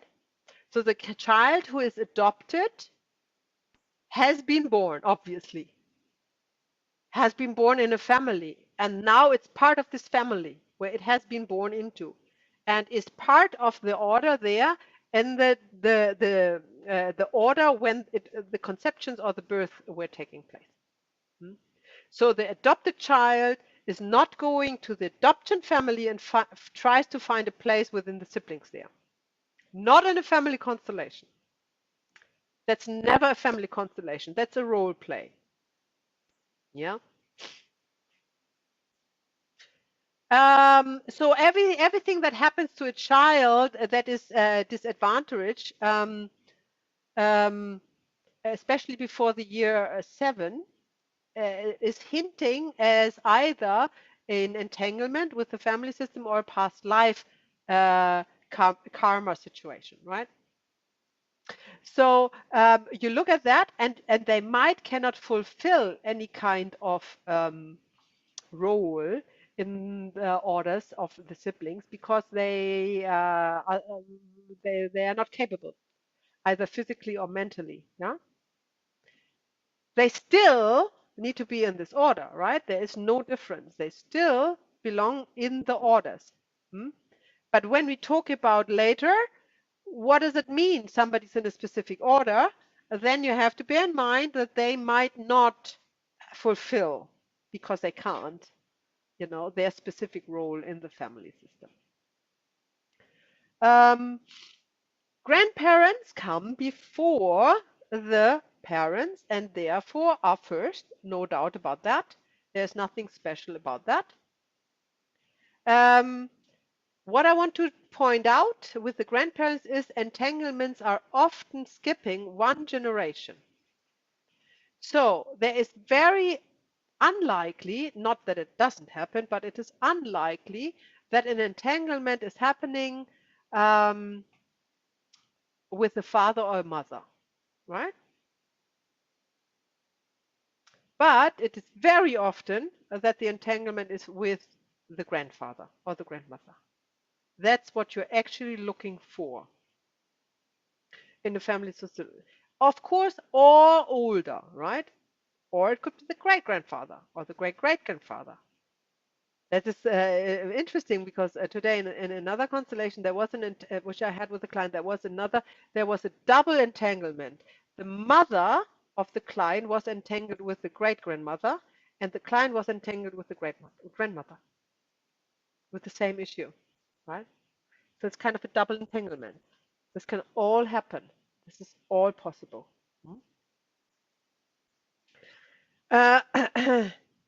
Grandparents are a very vital part of a family constellation.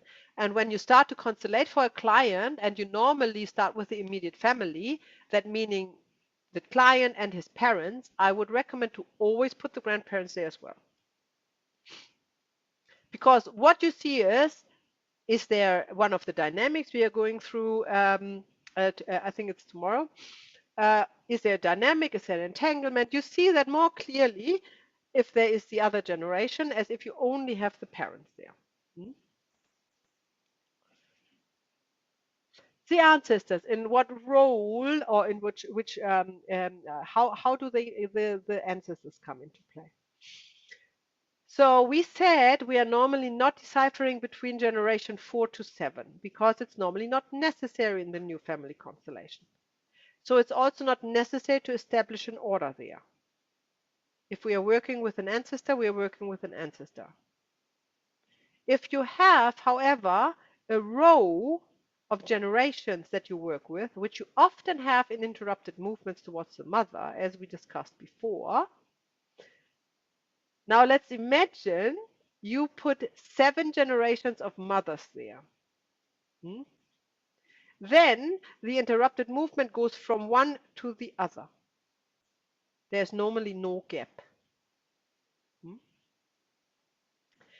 But when you have an entanglement, you are putting one ancestor for the entangler there. The only thing you know, it's not the father, it's not the mother, it's not the grandfather, it's not the grandmother. That's the only thing you know. But if it's a great-grandfather or the great-great-great-great-great-grandfather, that does not matter for the healing effect. Just a question Dasha? on Yeah. perpetrator, victim perpetrator. The perpetrator can be anyone other than someone in the family, right? Yeah. Yeah, okay. Of course, they can also be in the same family, then they are already blood related.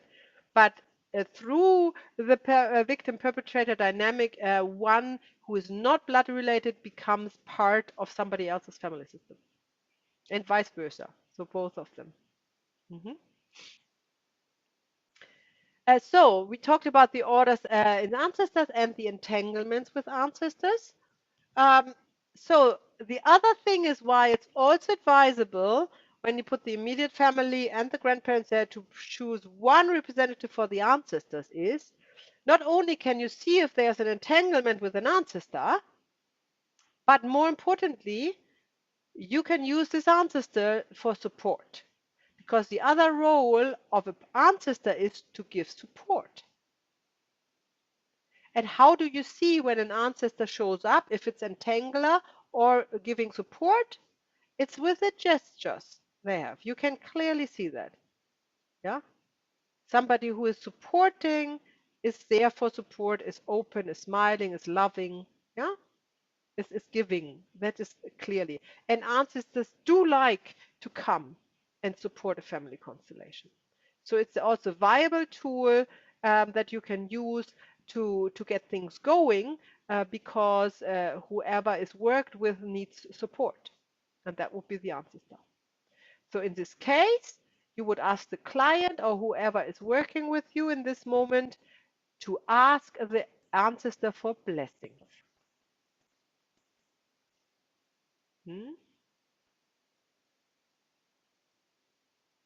And then normally when the ancestor showed up for support, he's very, very happy to give blessings and would be normally placed behind the one who needs support. Not necessarily close, wherever the representative of the ancestor feels wants to stay, feels right. So let's talk about patchwork families, and then we also talk about half siblings and all of these complicated structures that are not so complicated, but just something else to learn. So first of all, the children are in the birth order. We know that for now. But what happened with patchwork families? Now the new partner comes from the perspective of, oh, sorry, I have to let you go for half a minute. I'll be right back.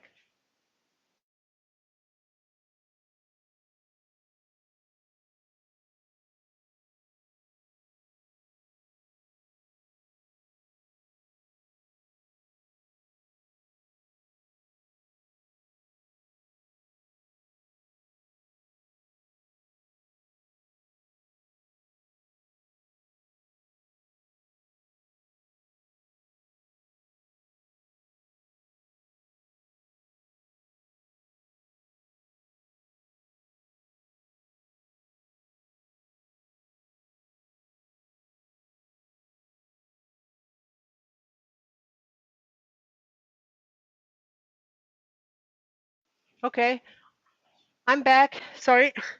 So now we have the situation that there is a new partnership from one of the parents, right? That's what we call a patchwork family.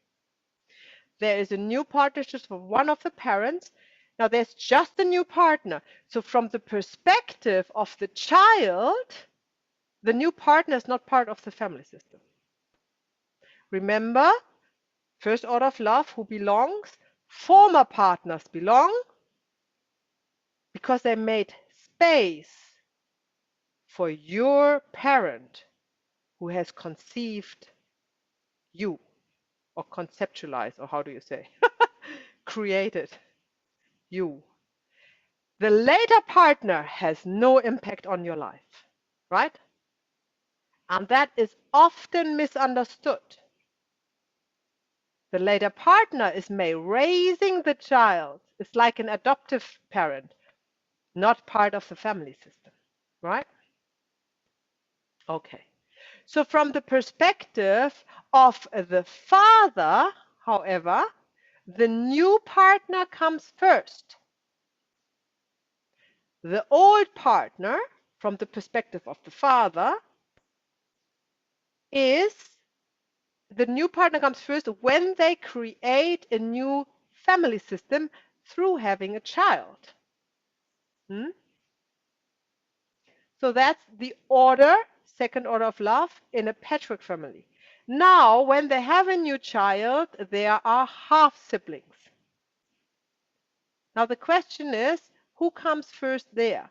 So besides the fact that they are in birth order, or in the order when they are conceptualized, from the perspective of the child, there is no other difference than that. From the perspective of the father, the new children are coming before the old. And this sounds a bit weird, but if you look at it, that's the same in nature. You probably have heard that a new lion who takes over a harem, when he has fought the old lion away, he kills all the descendants of him, the babies, to make his own. This is drastic, but that's nature. And a specific order is the principle of this order does also apply in human life. So that for the perspective of the father, the new children come before the old, although the old children are born before. But we are talking here not from the perspective of the child, but of the father, right? Remember, every time you conduct a family constellation, you only the one who is working with you, the one who is working with you is the first generation, right? So when you work with the child, you have the siblings, you have the parents, the new partners are not part of the system, the old partners are part of the system. When you work with the father, the new partner comes before the old partner. The new children come before the old children, despite when they are born. So that's a very different, a very important differentiation. So don't mix that up, right? And it's really clear when you practice that you always observe. That's how you start. You have a client and you think who belongs. What's the first order for this client? Who belongs to their family system? Yes, Rocio. Yes. So from a child perspective, right? Because I remember that you mentioned one that there is a difference if you're the firstborn or the youngest, kind of like you have different roles. Does that mean that, let's say that my father gets married again and have a new child, that new child takes over being like the firstborn and has that responsibility in the family? For the new family, yes. For the new family, but I am still in the family with my mom. Yes, in your mom's, you are the firstborn. In the new system, the firstborn of your father is the firstborn in that family system. Okay. So, and that is actually something I want to talk about anyhow. Thank you for that. Now we have the orders of the firstborn, but now they also have different roles, and that is very important. Because if the roles are not obeyed, we have suffering. And we talk about that in greater detail when we're looking at balancing tomorrow. But what I want to point out today is that you might know of this kind of old-fashioned situation in some countries that the firstborn was inheriting everything basically, and the ones who were born later didn't get anything. And it sounds totally weird and unfair, but fact is that the firstborn has a responsibility. And in former days, there was not money, there was only land or one thing that could be given, that couldn't be divided, right? And this had to go to the firstborn, It was simply not enough for everyone. So in order to continue with the farm they had or the orchard or whatever they had to make a living, it couldn't be divided. Then nobody could make a living. So this went to the firstborn by law, right? And then the later born, they had a right to live there, they had a right to work there or something like that, but they were not owning it. And this comes actually from the orders of love, because the firstborn is responsible. So when the firstborn is, for example, not willing to take over the business of the father for the family and wants to go to America or on a sailing boat or something like that, and the secondborn is left behind and is now the one who is dealing with the business, with the father, which happens a lot, that is okay when the firstborn is acknowledging that. Yeah? But when the firstborn is not acknowledging that and just going away and, I don't care, I want to be free, then there is suffering, and he will experience suffering, the family system will experience suffering, maybe not he experience suffering, but his children or his children's children.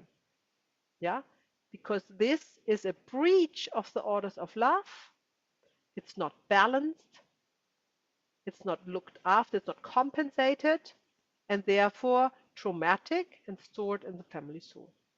Why is it stored? Because there is an underlying feeling of guilt or shame of the one who has left and not obeyed the orders of love, regardless if they are ever in their lifetime felt that or acknowledged that. But energetically that is present. So, as always, the youngest can do whatever they want, right? The youngest, yay, has no responsibility. Literally, that is an order. That's totally an order, you know. And if the oldest is jealous of that and feels like the youngest shouldn't do that and should, have more responsibility and so, then he or she is disturbing the order, because they are not acknowledging that because they are firstborn, they have to deal with other things than siblings who come after. Yes, Rocio. What happens with the kids in the middle? Because the youngest is free, the oldest is kind of like has the responsibility, and the one in the middle, If you have because three, usually they're called a problem child. That's they are. why. Yeah. So if you have two, it's clear, If you have four, it's also clear, practically, because these in the middle, they can form, they can form a bond. They are kind of alike. But if you have three, there's this one odd one in the middle who is neither nor. And this is why it's called, it's a very difficult situation for the middle child. It is indeed. The middle child has probably only to acknowledge the roles of the first and the youngest one, to know that they neither have to follow, let's say, the parents' business or whatnot, right? Nor that they are free. They can do what they want, but they are still bound in a way to the role as a middle one. So that's a tricky situation. You can hear I'm stumbling over my words because it's really difficult to explain. If that's a problem, that's another thing. Just because somebody's born in the middle of three siblings, that's his destiny. That's his karmic. That's what it is. There's nothing bad with this, right? But to find a foot and a place in this family role, that's probably challenging, more challenging. That's fine. That's okay. That's not a problem as such, right? So when there is a problem, then we have to look at it and deal with it. And then we see what's needed, what kind of balance. And that is the beautiful work about family constellation. You do not need to have an answer. You are not, when you're working with it, you are not explaining it. You don't need to explain to the group why you do things. You do that exclusively when you train people to become a facilitator, not when you work with a client. They are there for the result, not to learn the orders of love. So you can experiment And that is part of it. That is what family constellation is. It's a phenomenology. So you can experiment and see what would be appropriate for the middle child and what not. And then you have your answer there in the situation. Very good. Okay. So what else do we have here? So the new family, coming back to the patchwork families, comes first because they create a new family system, especially when they have a child, though, I have to say, right? If it's only a new partner, it depends on the situation. The family constellation will show if they come before the old partner or not. But Hellinger said the bond to the first partner is greater than to the next, even if the love is less, interestingly. So it's kind of you never forget your first love, which is probably true for everyone. You never forget it, but you may love and marry somebody else later, right? But you will never forget the first one.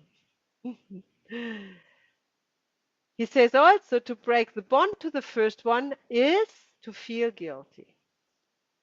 Now, when you have a constellation where it's a relationship constellation, you always bring in the former partners, especially the first significant partner that was there, yeah, and make sure that the bond is coming to an end.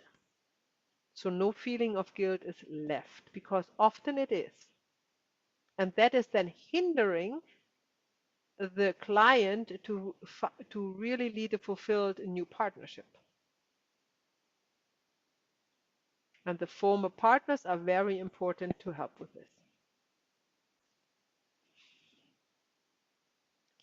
Okay, so now this is the conclusion of my charts. Now we come to the practical aspect of it all. I'm going to set up the figurine board, and then we might, I don't like to use the figurines for theories, so we might do a proper constellation with one of you about their family. So we need a larger family, rather large family here to do that. And I need a few minutes to set up the board. So have a breather. I see you probably back in 3 or 4 minutes. Yeah? Maya, at what time are we? Oh, Yes, I can hear you. at what time are we gonna finish around? 9:30. Okay, cool. Thank you. No, hang on. It is 9 o'clock, eh? Oh, I forgot about Yeah. that. It is already. Thank you, Rosie, to remind me. So we will do the demonstration tomorrow. I thought it's Yeah. 9:30. Yeah, that's all good. We will start tomorrow with the demonstration before we go in our teaching content. Yeah? Okay, right. Oh, I mean, it was a long time anyhow, and I Yes. have to check on Paranui now. Yes. Okay, you have a good night, good evening, good day, and I see you tomorrow. See you tomorrow. Thank you. Bye. Bye. Bye.